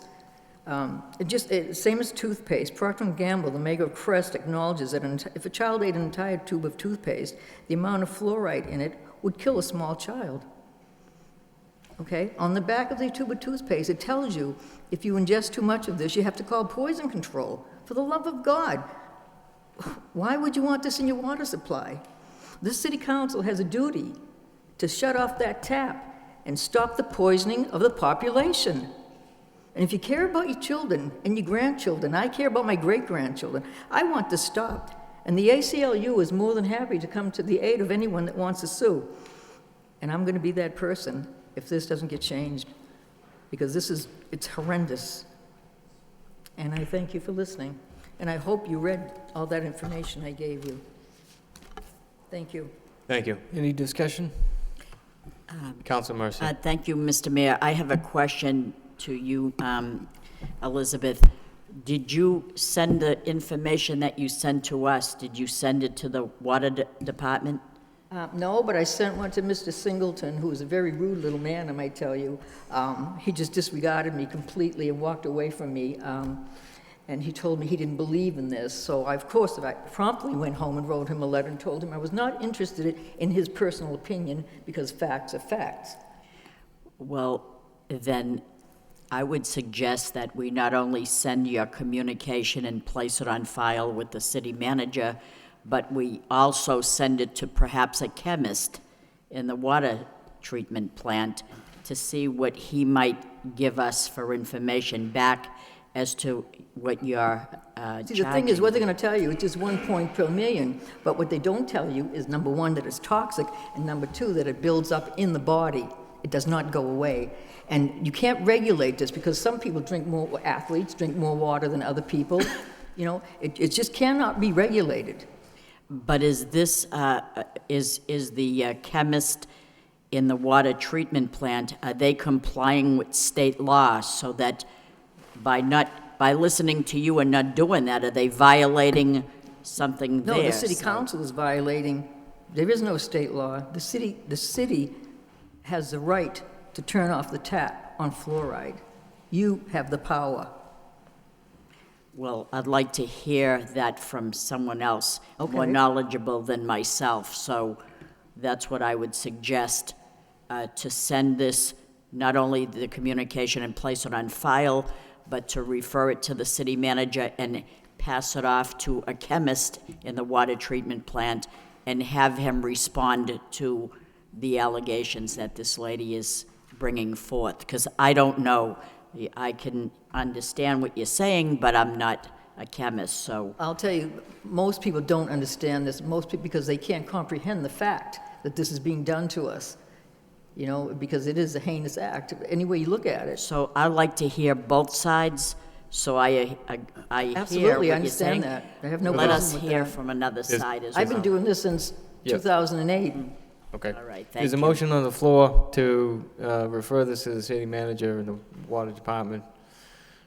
Motion by Councilor Mercia, seconded by Councilor Leahy. All those in favor? On the motion, Councilor Mendonça. Yeah, I know I asked for this before. Could we have the Board of Health also give us a recommendation on this? Not Mrs. Singleton per se, but the actual Board of Health. And give us a recommendation on what they think the current industry standards indicate. Is that all right with make the motion? That's fine, sure. Councilor I'd like Martin, to- excuse oh, me, I'm sorry. Councilor Martin, and then Councilor Mercia. Well, you know, there's a lot of inflammatory language here about what's being done to us, but this did come up last year. We asked for all these reports last year. What came back was that the water department acts not only within the guidelines set by the Centers for Disease Control, but with the recommendations set by the Centers for Disease Control. So certainly support the motion. I'm happy to get more information, but I suspect that's what it's going to say again. Does anyone know how much it costs the city of Lowell? Excuse me, Councilor Mercia. Thank you, Mr. Mayor. If I could suspend the rules and allow a person in the audience who probably didn't register to speak, is that what you wanted, Judge? It's up to the mayor to let you speak. Actually, it's up to the council. Well- Motion to suspend the rules by Councilor Mercia, seconded by Councilor Laurie. All those in favor, signify by saying aye. Opposed, so voted. Judge Cuman-Zealous. Mr. Kuman-Zealot. My name is George Cuman-Zealous. I live at 241 Remington Street, and I was coming here this evening merely to support Councilor Mercier and some of her motions, but when I saw this from Mrs. McPherson, I recognized that she's the same Elizabeth McPherson that writes all the letters in the Lowell Sun, and I had called her one day and had a very lengthy conversation with her. So I want to thank her for going out on a limb and possibly embarrassing herself with this issue, which is very controversial. I am in support of her motion. I myself had entertained doing this in the past, and I'm glad she's doing it, and I applaud her for doing it. As she said, people don't realize the severity of fluoride. I'm 56 years old. I don't drink city water. I go to Market Basket, I buy distilled spring water. I've been drinking it since I was 18 years old. As far as I know, Lowell City water is very pure. It's very clean. We should be proud of our water department for giving us such good, clean water. The problem is, by the time the water gets to your house, because of the old pipes, you might need to have a filter like they sell the filters, and you filter out the bacteria that may have grown and some sediment.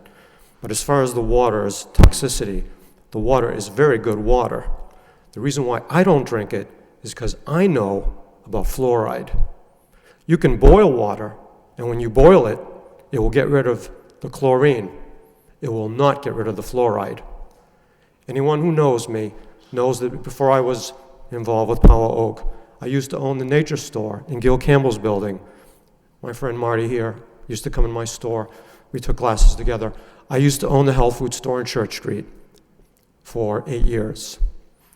The one issue that people spoke of in my business more than any other issue in all that time, and before that I managed the store in Groton, was fluoride. People are very upset that local municipalities and state governments put fluoride in the water without their knowledge or approval. Now, I remember, because I'm old enough to know, in the Lowell Sun there was a picture of Charlie Panagiatakis, a former head of the water department many years ago here in the city of Lowell, up on the boulevard, holding up a glass of water. And this issue came before the city council then, many years ago, a vote to fluoridate the water in Lowell. And Charlie Panagiatakis, who was the head of the water department and a chemist, and pleaded with the city council, please, he asked them, if I remember correctly, to not put fluoride in the water. And yet, I don't know who the council was at that time. You can go back in the city records, you can look it up, how the vote was taken, and they voted to put fluoride in the water, and we've had fluoride in the water ever since. I think you should look into this, because fluoride is very toxic, and I won't get into all of the matters that Ms. McPherson knows about, where it comes from and the whole thing. That's a whole other story, like she said, but I do know this. Fluoride is a very serious chemical, and I think that people should have the right to take it if they want. Go to the dentist, get a prescription, take fluoride pills. People give it to the babies, they think it's going to strengthen their teeth. There's conflicting theories on both sides of this issue about the benefits and risks to fluoride. There are many scientists and doctors that believe it's very bad, that you shouldn't ever touch it. I only use Tom's of Maine toothpaste, fluoride-free. I don't use regular toothpaste. You're better off just using salt and baking powder. There are other doctors and dentists who think that fluoride in the water or in natural water that might be more fluoridated naturally is good for you. So there's conflict there. But as a municipality, I don't think we should take it upon ourselves to put fluoride in the water. If people want fluoride, they can go get it. Why give it to everybody? I think we should also consider the cost of how much it costs the city to put fluoride in the water, because we could save a lot of money by not putting it in the water. So I applaud Ms. McPherson, and I stand with her, and I do ask the council to sincerely and seriously look into this, because fluoride is one of those issues that people really don't know about, and I think you should do some research on it. Thank you. Thank you. Any further discussion on the motion? All those in favor, signify by saying aye. Opposed? Councilor Kennedy? Yeah, Mr. Mayor, I was just going to let this go, but I should point out that I was on the city council when it was voted on to fluoridate the water. And on top of that, I made the motion to fluoridate the water. And so, and I remember that Charlie Panagiotakis was the city chemist at the time. And his objection was not over the public safety part of it, but it was just over, he was the chemist for the water department, and so it was going to involve more to make sure that the fluoride was just at the minimal level. But the reason that I made the motion and the reason that it passed by the city council at that time was because there were several Lowell dentists who were urging that we fluoridate the water. And I do think, and I drink the Lowell water, my kids drank the Lowell water.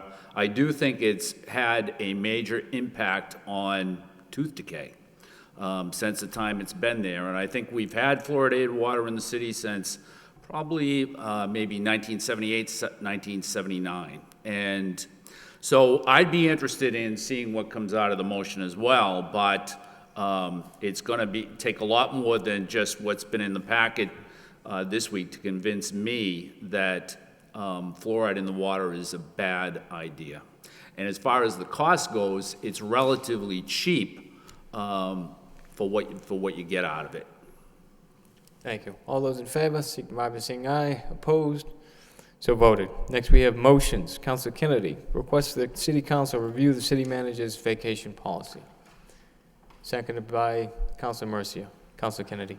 Yes, just briefly, I think Councilor Mercia has a similar motion on, and I noticed that the city manager's done that. I guess that's all I'm really looking for is the same thing that Councilor Mercia is. It's just that if there's a vacation, I mean, in the time that I've been here, and I think I've had this discussion with you, you've taken 3 vacations. And the first vacation, we just canceled the meeting and nothing was done. And the second vacation, we made Mr. Moses the acting. And the third vacation, we didn't really do anything. And so I think it's better, I don't really care when you take your vacation as long as it's not at budget time. But I do think that that the proper policy is for the city council to be aware when you're on vacation and for there to be an acting city manager at that time. And I think from the discussion we've had that you don't have any objection to that either, right? As I indicated to you, Council, back in June when I left the state, there were questions raised, and I appointed Mr. Moses, and there were questions raised as to why I was doing that, and I haven't gone back and looked at. So I said this time, and I think I indicated at the time that when I'm in the area, I don't do that. But I appreciate Councilor Mercia's suggestion. When I'm on vacation, I'm on vacation. So I guess the only question is when it's a single day. That seems a bit excessive too. But when I'm away for several days, I will certainly do that. Thank you. Any further discussion on the motion? All those in favor, signify by saying aye. Opposed? So voted. Next, we have a motion by Councilor Kennedy. Request the City Council consider expanding the Lowell License Commission from 3 to 5 members. Seconded by Councilor Laurie. Councilor Kennedy. Yeah, Mr. Mayor, just briefly, in light of what's gone on with the License Commission in recent months, it seems to me that it makes sense to look at expanding it from 3 to 5 members. I think maybe what best illustrates the need to do this was when Commissioner Arcasian made a motion that didn't get a second. I've served on a board that's had 3 members before, and the only way that it really functions, that allows the majority to have any voice whatsoever, is if you waive the need for a second. But the Lowell License Commission doesn't do that, and so it really shuts out the 3rd member, and I think a 5-member commission maybe makes more sense, and also splits up the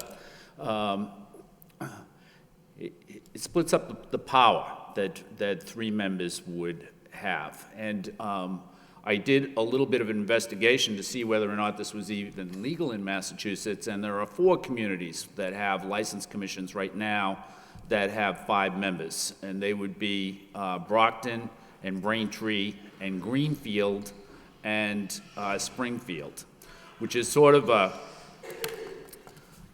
broad spectrum of communities. But the point is that you can do it, you can have a 5-member board in Massachusetts, and I think that it's probably a good idea. Thank you. Any further discussion on this motion? All those in favor? So, Mr. Mayor, the motion reads... Councilor Kennedy, further discussion. Yeah, I'm sorry. The motion, just so that everybody understands, the motion reads for the City Council to consider expanding. So if we're voting on this, then we're saying, yeah, 5's a good idea. So it would be good to hear from the city solicitor about how we would go about implementing a 5-member board if we could. Madam Solicitor. Sure. The city would amend its own license commission and expand it to 5 members, and that would be the process that we would end up utilizing. And you're right, it is legal. It was one of the things that I had provided a memo some time ago to the council, and that was one of the options that was outlined in that, in terms of steps that the council could take. Thank you. Councilor Noon. Thank you, Mayor. I think Councilor Kennedy's motion is an excellent one, given the recent events that we encounter. I know of many other board and commission that we have in the city have either 5 or more, 5 and then 2 alternate. I think this call for this is if it's just as simple as changing the ordinance and or the city license commission book or law, and then we should do that. I think it's well needed, so that to prevent something that happened recently happen again, and also at the same time sharing the powers among the commissioner. Thank you. Thank you, Councilor. Any further discussion? All those in favor, signify by saying aye. Opposed? So voted. Next, we have a motion by Councilor Kennedy, request the city manager have proper department assess traffic light sequence at the corner of Lakeview Avenue, Bridge Street, and First Street. Seconded by Councilor Leahy. It's previously discussed, so I'm good on this. All those in favor, signify by saying aye. Opposed? So voted. Next, we have a motion by Councilor Kennedy, request the city manager provide status of hiring request city manager provides status of the RFP process for the central parking contract. Seconded by Councilor Noon. Councilor Kennedy. Thank you, Mr. Mayor. It's my understanding that the contract with central parking is due to expire on September 30th.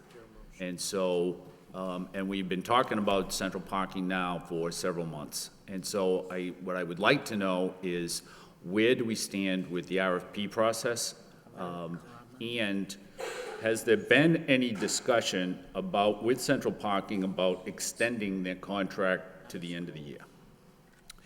We have, as I think we've communicated, I could say we'll get your report, but it's, Councilor, as you point out, it's going to expire within the next few weeks. So let me say that we'll get you a more comprehensive report, but tell you that we are nearing the completion of the writing of the RFP, and we hope to get that out on the street.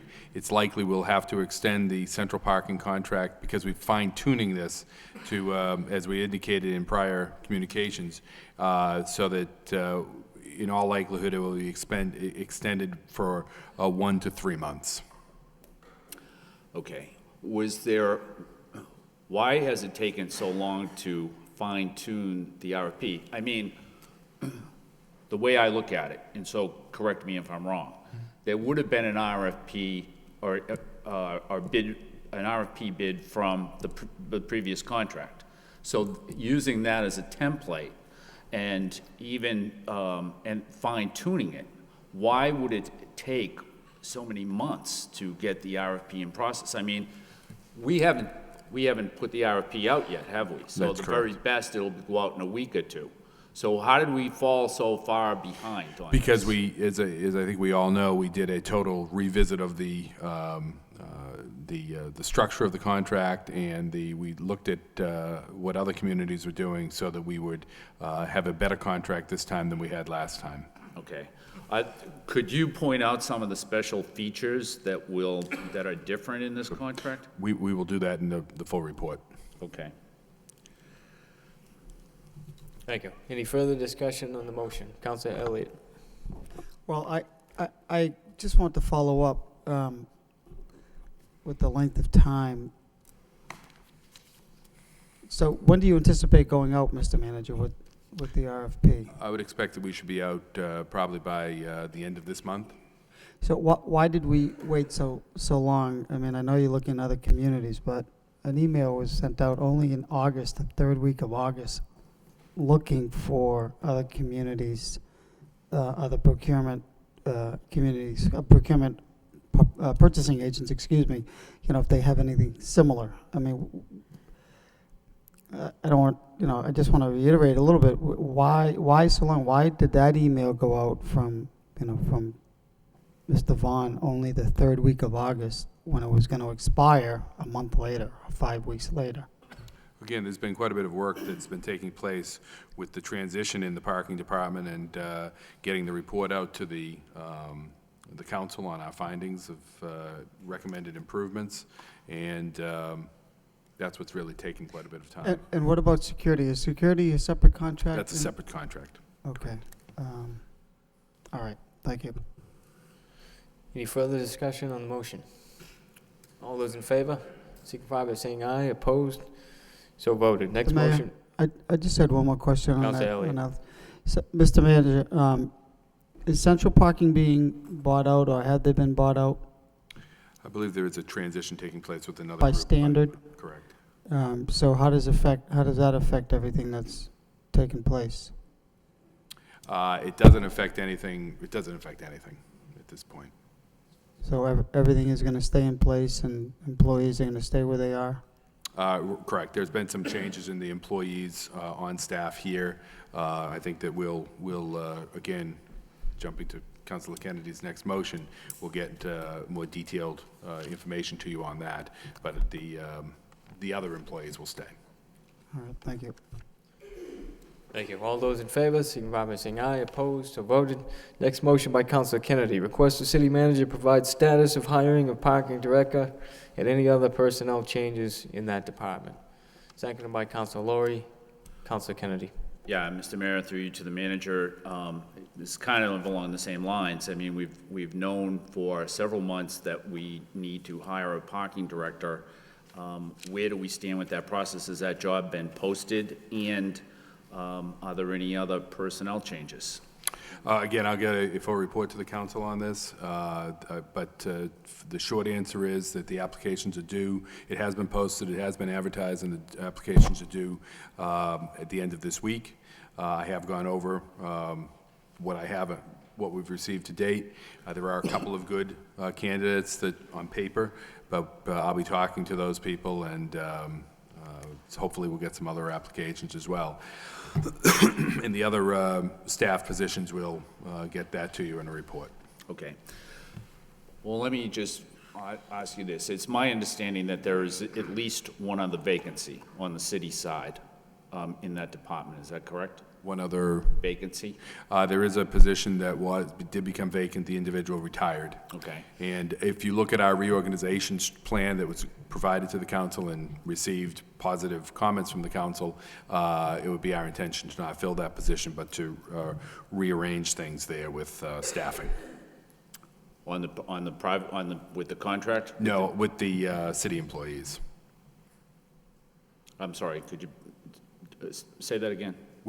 Under the reorganization plan that we presented to the council in our review of the parking operation, there was one position that was being eliminated. There was some modifications being made, a position being eliminated, another position being created, so that position that became vacant will not be refilled. Instead, we'll be looking to create a different position. Okay, but there won't be more positions created on the city side. Is that right? I do not believe so. Mr. Herbert, do you recall you did the report, and I'm trying to remember the exact. Yeah, I had recommended, and again, this is just a recommendation, of creating possibly like a head meter or parking enforcement officer position, and then also probably bringing on another meter enforcement officer, simply because the parking department is looking to consolidate some of the different parking programs that we have around the city, such as the employee parking, the visitors pass, the residential parking program.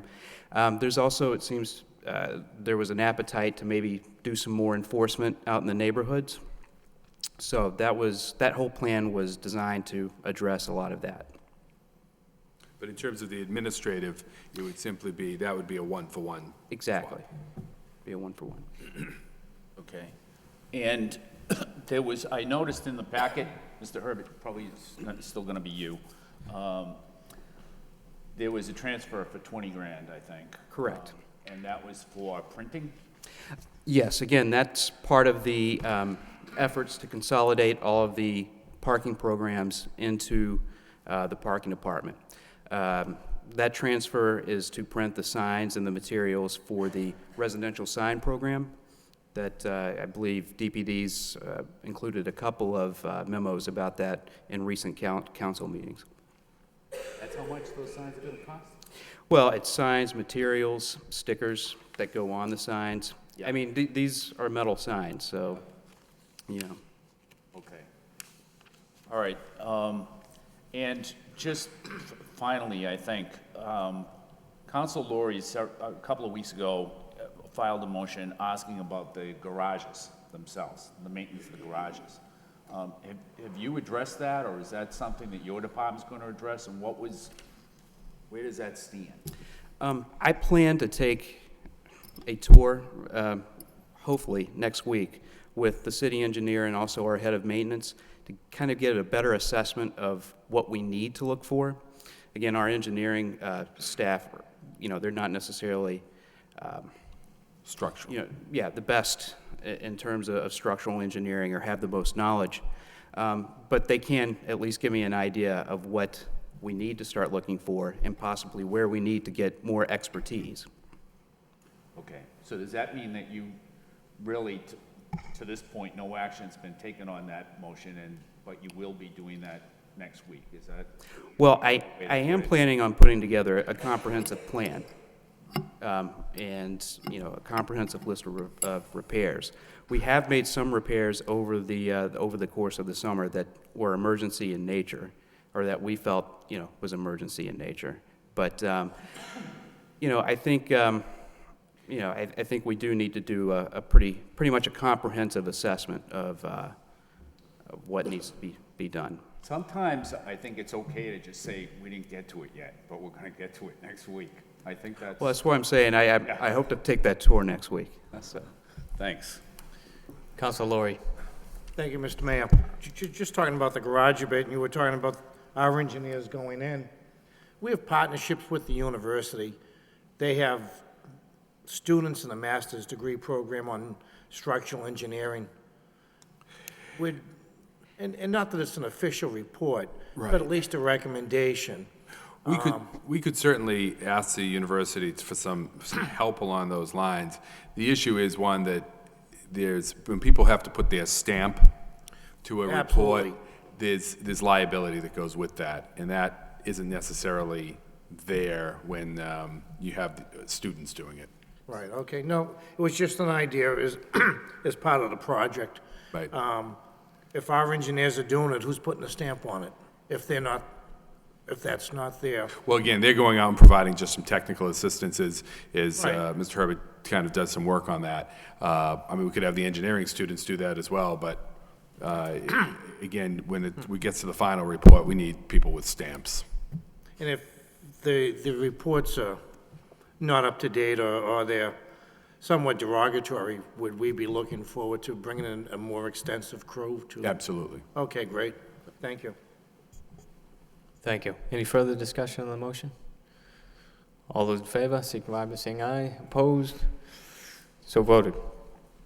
Next, we have a motion by Councilor Mercier, request the city manager conduct a complete review and have Lowell Police Department's Criminal Bureau and Middlesex District Attorney's Office investigate allegations of theft at the Lowell Regional Water Treatment Plant. Second. Seconded by Councilor Kennedy. Councilor Mercier. Thank you, Mr. Mayor.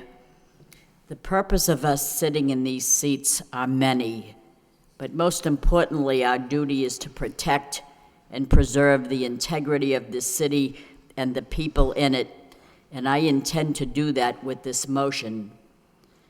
I want trained professionals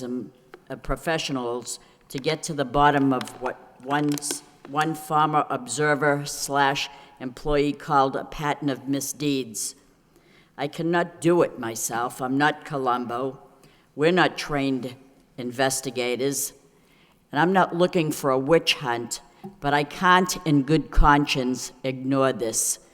When I see quotes in the paper that say, I did it because everyone else was doing it, everyone else got away with it, I want to know who everyone else is.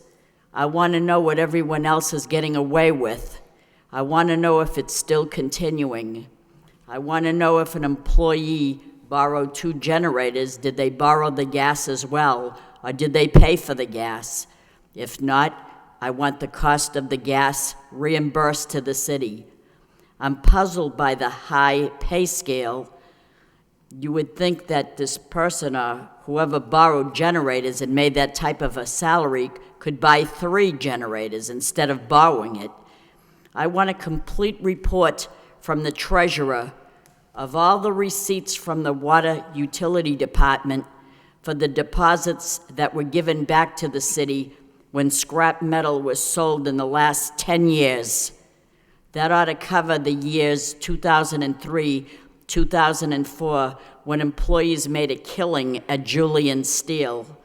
I anxiously await the amount of money returned to the city during those 2 years specifically. I do not want the figures from February of this year to now, as I know that with the heat up, they've just recently been given back a little bit to the city, such sports that they are. I want to know what the policy is for extra surplus material. I hope it doesn't mean you can take it home and keep it or give it away to your friends or sell it or pocket the money. I hope that people didn't do work for individuals and receive overtime, because if they did, the taxpayers paid for it. I don't know the answers to these questions. That's why I'm asking you, Mr. Manager, to bring in the professionals, the district attorney's office, and give this council some straight answers. I want to know what's what. If any of what I say and asked for is found to be true, I want restitution for city-owned scrap metal that people are cashing in on. I want it repaid and returned to the taxpayers of this city and put in the general fund, not in the employees' pockets.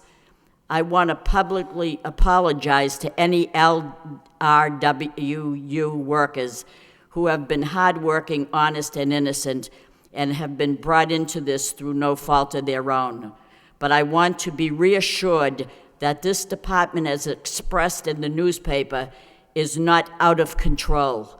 However, I feel personally that it is, and I have information to what I ask, as I suspect other councilors may have as well. We need to correct an image of a department that has been blemished. We need a department head that can restore order and unify that department. I also believe that what is happening in the water department is happening in other departments as well. However, let me start with the water department for now. I wonder why, while 2 employees were teaming up to use a professional video camera to catch a thief or thieves, I was wondering who was filming them. And I ponder even further as to how much we're paying for the security system over at the water department that apparently doesn't work. Who's in charge of the security? Someone, see if we can figure this out.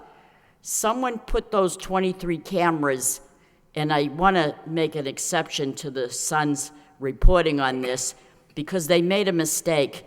It isn't 23 cameras down there at the water utility department, it's 36 cameras. There's 36 cameras there, and not any of them are trained on the specific areas that they're supposed to be. They're not trained on the gas pumps. There's 36 cameras, and not any of them are focusing where they should be. So why do we even have any cameras there in the first place? How long has the security system been in place? And again, who's monitoring them? Which brings me to wonder what other departments have security systems that nobody's monitoring. In fact, why would 2 people in the department bring in a makeshift camcorder to fixate it on the pump to catch the thieves when we have 36 cameras? Aren't they supposed to be doing that job, not bringing your own cameras?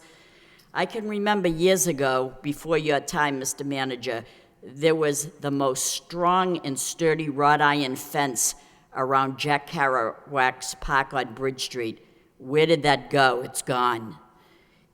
Is it around someone's private property in New Hampshire or somewhere? No one knows, but it's gone. The only thing that I know is the taxpayer paid for it. I don't know who ended up with it, but it's gone. See, we pay for things as a city, and yet it disappears, and I'm upset about that.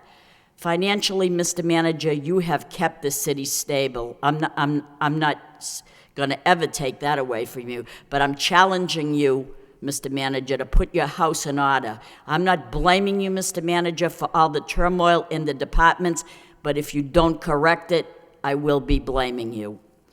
The bottom line is that people should realize that they're very, very lucky in this tough economy to have a job instead of stripping it dry and ransacking it and stealing from the very people who pay the salaries.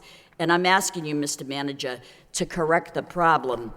But I'm also asking, I'm concerned about many more things, but for now, I need some answers here. And so do the people that we represent. There's turmoil there. We're reading things out of control. I don't like those statements, and I think it's imperative that we get to the bottom of this, and I'm asking for your help to do that. Contact the district attorney's office and have an investigation in that department, please. Thank you. Thank you, Counselor. Any discussion on the motion? Counselor Kennedy. Yeah, just briefly, through you to the city manager. Mr. Manager, I was happy to second this motion. I think it's a good motion. I mean, you were on vacation, so you weren't able to attend the trial. But I guess at the trial, there was quite a bit of testimony that came out, and especially on the scrap metal, and in particular on the scrap metal during the Lowell Housing Authority renovations. And I don't know, I don't know that there's a lot to it, but there was a lot to it at the trial, apparently. I mean, I wasn't at the trial either, but that's kind of what I've heard with good sources.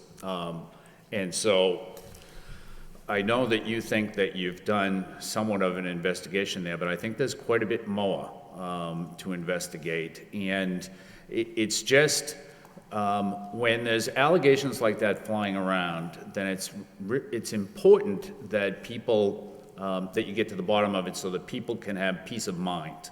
And I don't know, I guess, I don't really understand why employees would think that there would be scrap metal in a bin or a dumpster out back that they think they can cash in all the time and collect the money from it.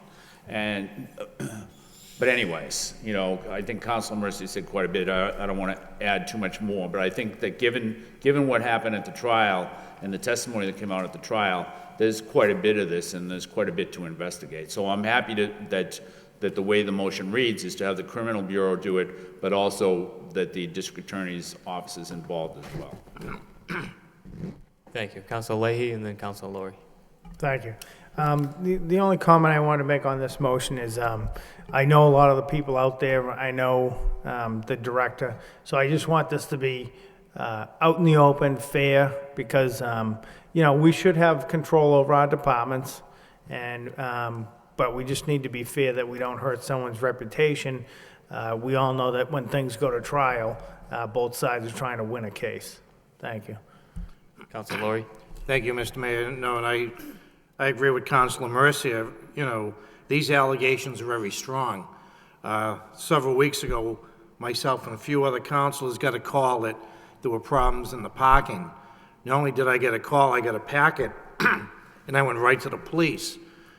My concern, and I really back this investigation. I know Councilor Mercier, but what I'm really concerned about also the nameless, faceless people who pick up the phone and start making allegations against employees.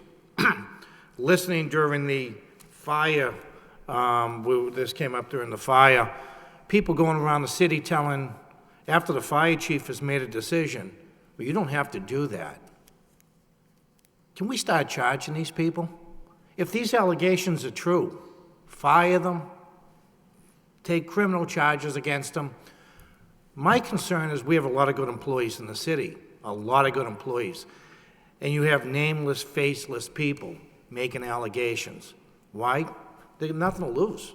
Absolutely. I was a public employee for 33 years with the Postal Service, and what concerns me is people making allegations, and we have an investigation, and I think this investigation, from what Councilor Mercier has said, is completely warranted. But what if it's a lie? What if there's some employees dragged into this who didn't do a thing? What do we do? And I think as a city, we start protecting some of our employees against allegations. And that's my only concern. I'm going to back this. I think Councilor Mercier's motion is good. I believe that some of these things are going on. But I also know we have a city full of good employees. And as this continues, I'd like to see the city, if it can, start taking responsibility for its good employees. And, well, what do we do to protect the city's name and its employees' name? Thank you. Mr. Manager. If I may, to some extent, Councilor, this work is already underway based upon some of the allegations that were made during that trial. And I think the motion in and of itself makes sense. I would hope that there'd be a sense in the community that this administration does not tolerate theft, does not tolerate misbehavior by its employees. So we're going to proceed with this. What concerns me is that, somewhat along the lines of Councilor Laurie, is that it's like that it took a trial to come forward with these allegations, and particularly the issues of what took place at the Julian Steel project. And that was, that was almost 10 years ago. And how do we, I'm not quite sure how, and it's going to require some real work by people to try to figure that one out. But why didn't people come forward at the time? And if the Kerouac Park wrought iron fence was taken, must have been 7, 8, 9 years ago now, why wasn't that reported, and why didn't someone do something at the time? It makes it very, very difficult for us to do that type of investigation. But having said that, if these allegations are out there, we're going to research them and get to the bottom of them and find out. And Counselor, I hope that you and I can talk about this, and we can get more information from you regarding these matters. Councilor Mercier. Thank you, Mr. Mayor. Through you to the manager. Mr. Manager, is UMass Lowell exempt from water bill? No. Then why are they tearing the old St. Joseph's Hospital down, and no doubt they're watering down all the dust that's flying so it doesn't travel all through the neighborhood, Right. But yet there's no meter on the end of the hydrant that would generate a cost for the water that they're using to water down. Why is there not? I'll have and to- that's a month. Okay, That's I been will going check for- on that. All right, so I want you to check on that. And lastly, there is no nameless, faceless person that contacted me. No one was nameless. No one was faceless. Thank you. If I may, I didn't, Councilor Laurie. I didn't mean that towards your motion. I said I supported your motion. But these allegations are being brought forward, and there's no proof here in this chamber that it's being done. Again, I believe you. I believe people have told you this. I believe we should look forward with this. But as I said, as we move forward, I can listen to the radio in the morning and you get these nameless people calling in cheap shots on people. And that's what bothers me. I'm not saying these allegations aren't true, and they probably are. And I said I support it. And if it's criminal, charge them. If it's administrative, fire them. I don't have a problem with that. But as we move forward with these allegations, and many of them are nameless, we all get calls. Every city councilor gets a call. And it just concerns me that these people have reputations, and what do we do to protect our employees as we go forward?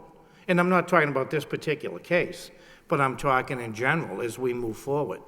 That's all. That was my only question. Thank you. Thank you. Any further discussion on this motion? Councilor Elliott. Thank you. I think Council Mercer said it all. But I did have one question regarding one of her comments. As of February, is that the first time that revenue has been recorded for scrap metal? Do you happen to know that? I don't think I don't have an answer for you right now on that, Counselor, but we can check on that. I mean, that's one of those miscellaneous receipt items that, in fact, we'd have to go in and, probably go through every one of the receipts for cash or, something coming in to determine that. Well, I'm a little concerned that, and I'm glad Council Mercia knows, but we don't know? I mean, you don't know? Mr. Moses?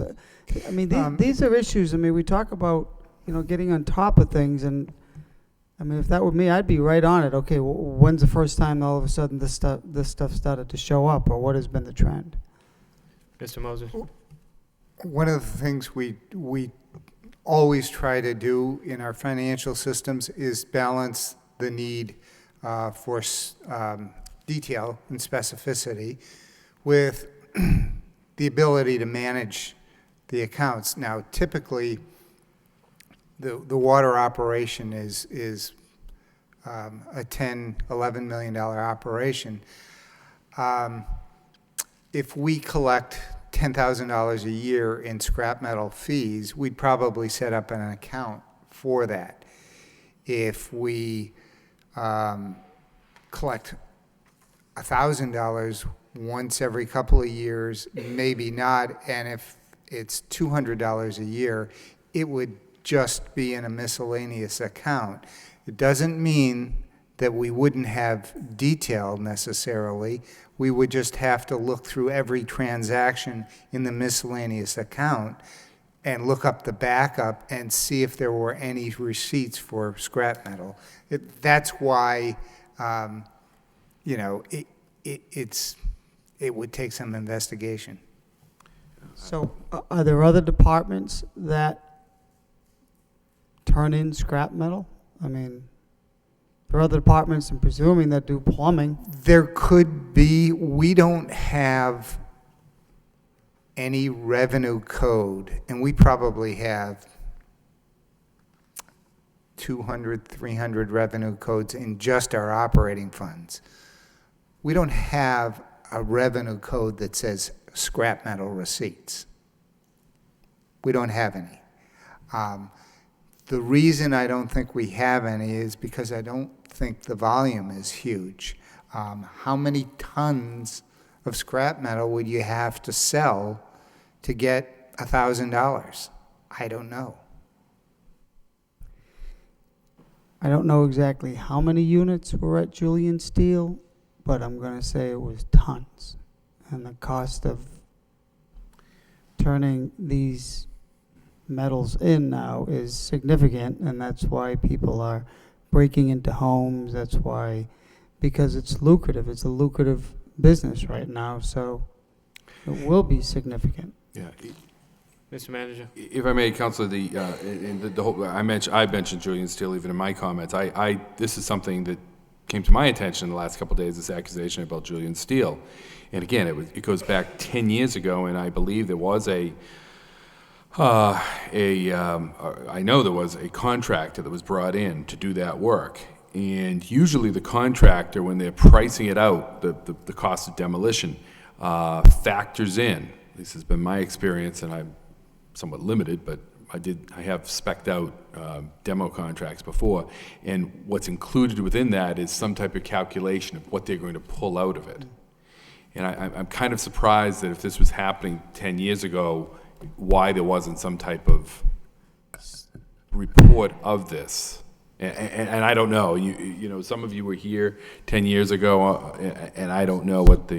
Did the city have a role? Did the water department have a role in doing any removal or any work there? I mean, I don't know how I don't know. I don't know how the water department would have a role there unless they were going in to shut out the water or... Well, there were, let's say, 231 units. Mm-hmm. A contractor came in and did the majority of it, but about 40 units went to the city. And they did take over water meters and water, pipes. And if you can remember now, everything is PVC conduit. But at that time, they had brass. Right. Let's keep that in mind. So right. I'm not an investigator, but I'm asking that someone check it out. Oh, absolutely. We'll check it out and see, who knew about, if it happened and who knew about it. And Councilor Laurie? Thank you, Mr. Mayor.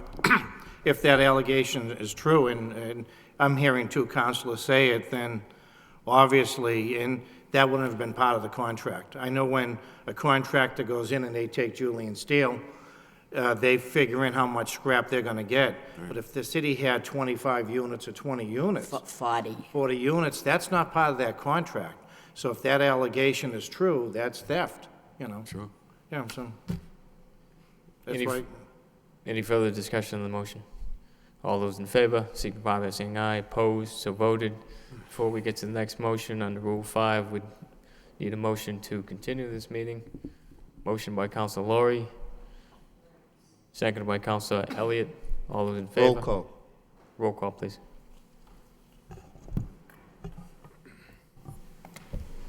Counselor Kennedy. Yes. Counselor Leahy. Yes. Counselor Laurie. Yes. Counselor Martin. No. Counselor Madonza. Yes. Counselor Mercia. Yes. Mayor Murphy. Yes. Counselor Nguyen. Yes. Counselor Elliott. Yes. 8 yeas, 1 nay. Next, we have motion by Councilor Mercia. Request the city manager attempt to alleviate traffic in Pawtucket School and Merrimack Street area by requesting police superintendent communicate with UMass Lowell Police Department for assistance with traffic for the next 3 weeks of school. Second. Seconded by Councilor Kennedy. Councilor Mercia. Thank you, Mr. Mayor. The motion more or less speaks for itself, but I want to elaborate a little bit in that we need a little bit more coordination with the traffic, and I feel that the police could use the help of the university, because once school starts, the college starts up, the traffic has a tendency to back up and cause havoc with the drivers in the area of Pawtucket Street, School Street, and Merrimack Street. So that's what I'd like to do. And I made this motion similar to this last year, and there was cooperation. You did notify the superintendent, who notified UMass Lowell. They kept the traffic moving a lot more smoothly, and it's just like I'm doing it again. Thank you.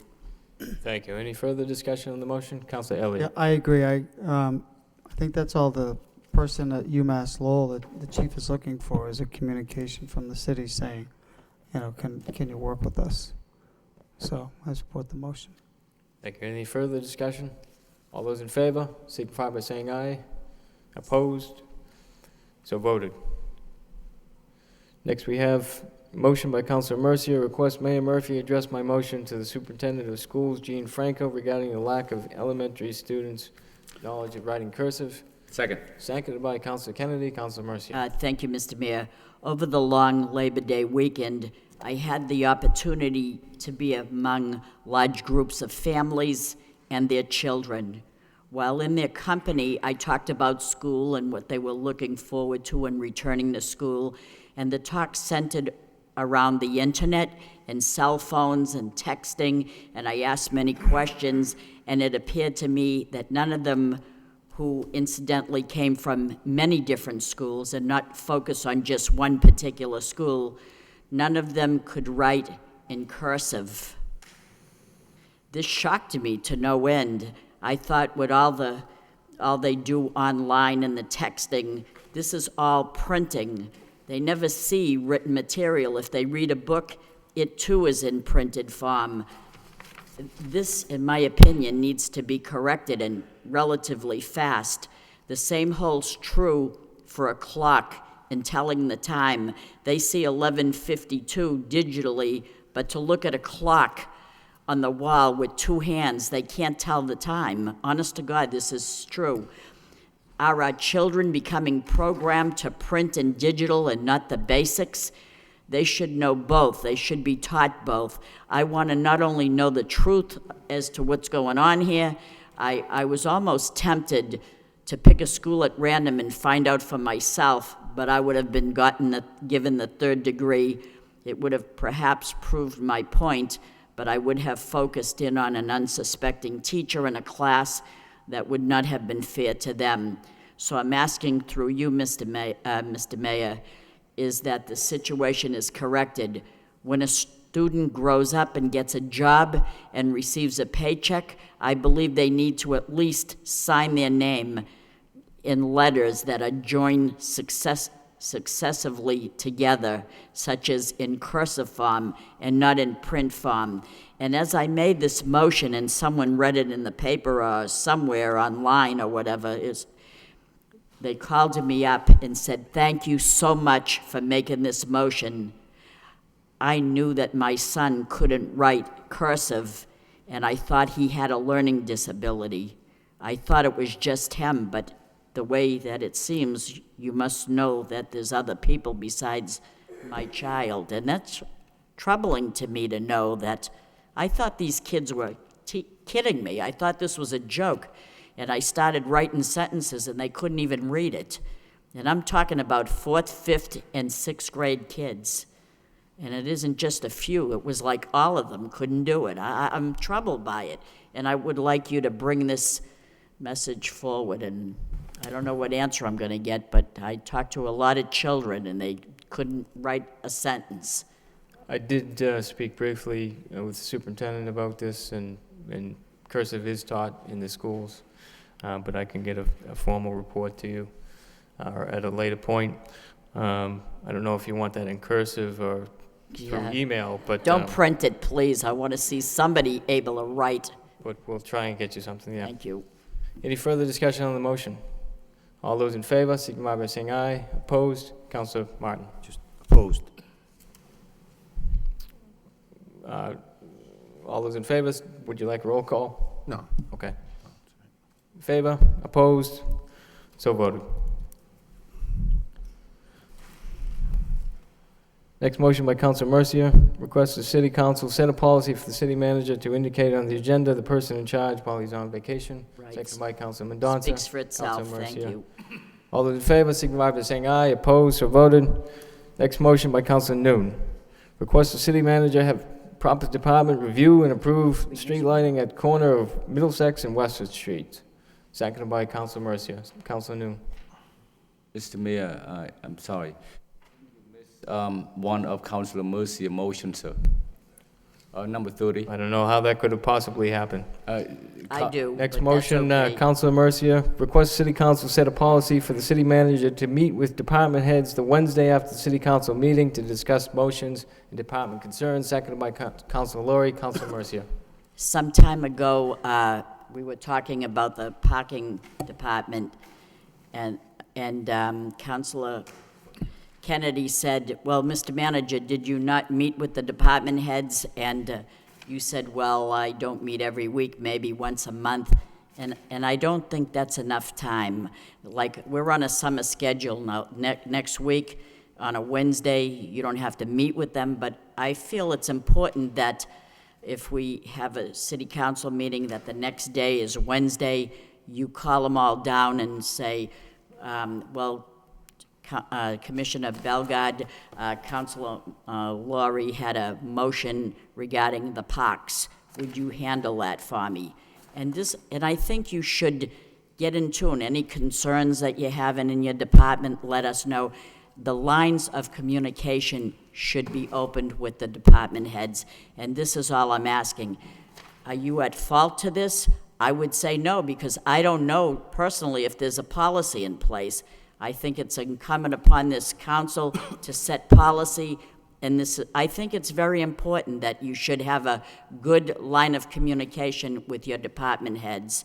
And personally, that's my opinion. Maybe my colleagues don't agree, but I think that if they agree, this motion makes sense to me, and that on a Wednesday after the council meeting to meet with all your department heads. I think that's, and you did that Friday, and I'd like that to continue. And I know that they'll be calling you, telling you that I'm calling.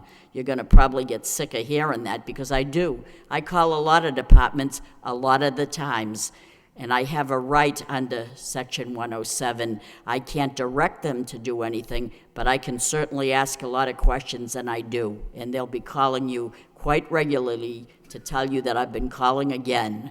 So, thank you. Councilor Martin.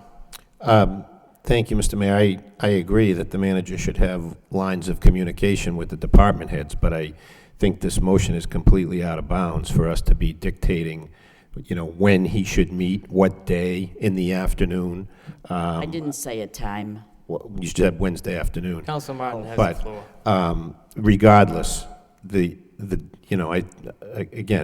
day. I mean, I think the manager meets as often as he needs to meet with his department heads. I think that should be his prerogative. I think we should hold him accountable when things don't go right, but that's his call. He might want to meet with them every day. I think when there are departments where there's certain activities, the meetings probably take place more frequently than once a week. But I think that's for him to decide and not us. Thank you. Councilor Kennedy. Thank you, Mr. Mayor. I think you have to consider the spirit of the motion here. My recollection, back in December, before I took office, you had lunch with me and with Councilor Laurie and with Councilor Noon, and did it separately, so that I'm assuming you had lunch with them. I don't think I was the only one. I'm assuming you did it 3 times. Anyways, Councilor Laurie ate more than you did. Yeah. So at that lunch, You told me, because I asked you how you handled council motions and so forth, and you told me that every Wednesday, after the council meeting, that you met with the department heads. I would disagree with that, because... You don't think you told me that? I don't think I told you that. Okay, you think you told me anything like that? I don't, there used to be a practice of doing that, but we changed that. Mr. Marchand and I sit down Wednesday after, we divide up the motions, we get in touch with all the department heads, we let them know what's going to happen, and then every Thursday, we do follow-up meeting with that, with the department heads, with the top department heads, and then we preview the upcoming agenda. It's actually more helpful to me to know what's coming on the agenda. We can do the follow-up at that time, but we'd also, rather than meet Wednesday when we don't necessarily know what's coming up on the agenda on Thursday. During the dialogue around the parking department a few months ago, I brought to your, one of the items that was there was that the parking director at the time had asked the traffic department over at the police department whether or not, whether they could collect some of the money for them. And the police department said, no, we can't do it. And so I asked you how that happened. And I said to you at that time, and I'm sure this would be on TV, so I'm sure of this. Lunch maybe wasn't on TV, but this would have been. I asked you if you met with the department heads on the day after the council meeting, and you said yes. And I said, so when you met with these two, and wouldn't they have brought up that disagreement? And why wouldn't you have been the one? And you went along with the notion that you were holding meetings with the department heads every Wednesday. Now, you know, I'm not sure why you were doing that, but you absolutely did that. And so, that aside, okay, I think that there's a sense that I have, and that probably other councilors have, that some of the departments are getting away from you. And that there are things going on in those departments that sometimes you don't know about and that you should. And that maybe the department heads need more communication than what they have with you now. And so I think the spirit of the motion is a good one for two reasons. First of all, it lets the department heads know what the city council did the night before. And I don't really care if you have it on Wednesday or Thursday or Friday or what time. But I think it does that, number one. The number two thing that it does is it lets all the departments understand what all the other departments are doing. So I would think that you would look upon that as being a good and useful tool that would promote communication throughout City Hall with every single department. Well, if I may, I do have meetings with all the departments, and if the spirit of the motion is, Mr. Manager, you know, we're just concerned regarding the communications and that sort of thing, I'll accept that. Specifying when, how, where, I do think oversteps. While I appreciate the spirit, I do think it does go beyond. In reality, or in actuality, from what I've been told by my department heads, when we've communicated about this, we have monthly department head meetings where every single department comes to me, comes to the meeting, and we spend about 2 hours going around the table talking about what's going on in the departments. And what I have been told is that is something that was never done before. That in fact, what was been done before, well, again, I'm only basing it on what I've been told, and that what had been done before was simply every Wednesday a half-hour meeting to simply go over the agenda. We didn't find that to be an effective use of time, as opposed to the larger chunks of time and then the one-on-one meetings that I have with departments, and the roughly hour-long or thereabouts with the senior department heads that I have each and every Thursday. So if there's department heads, and I've told the department heads this, if there's ever a need for them to come and meet with me to talk about things, the door is always open for them. And so, you know, I have, I think, you know, very good lines of communication, but that was a topic that we discussed even last Wednesday, last Friday, to see if there's any ideas to improve that. And the general consensus was things seem to be working well, but we're going to talk about some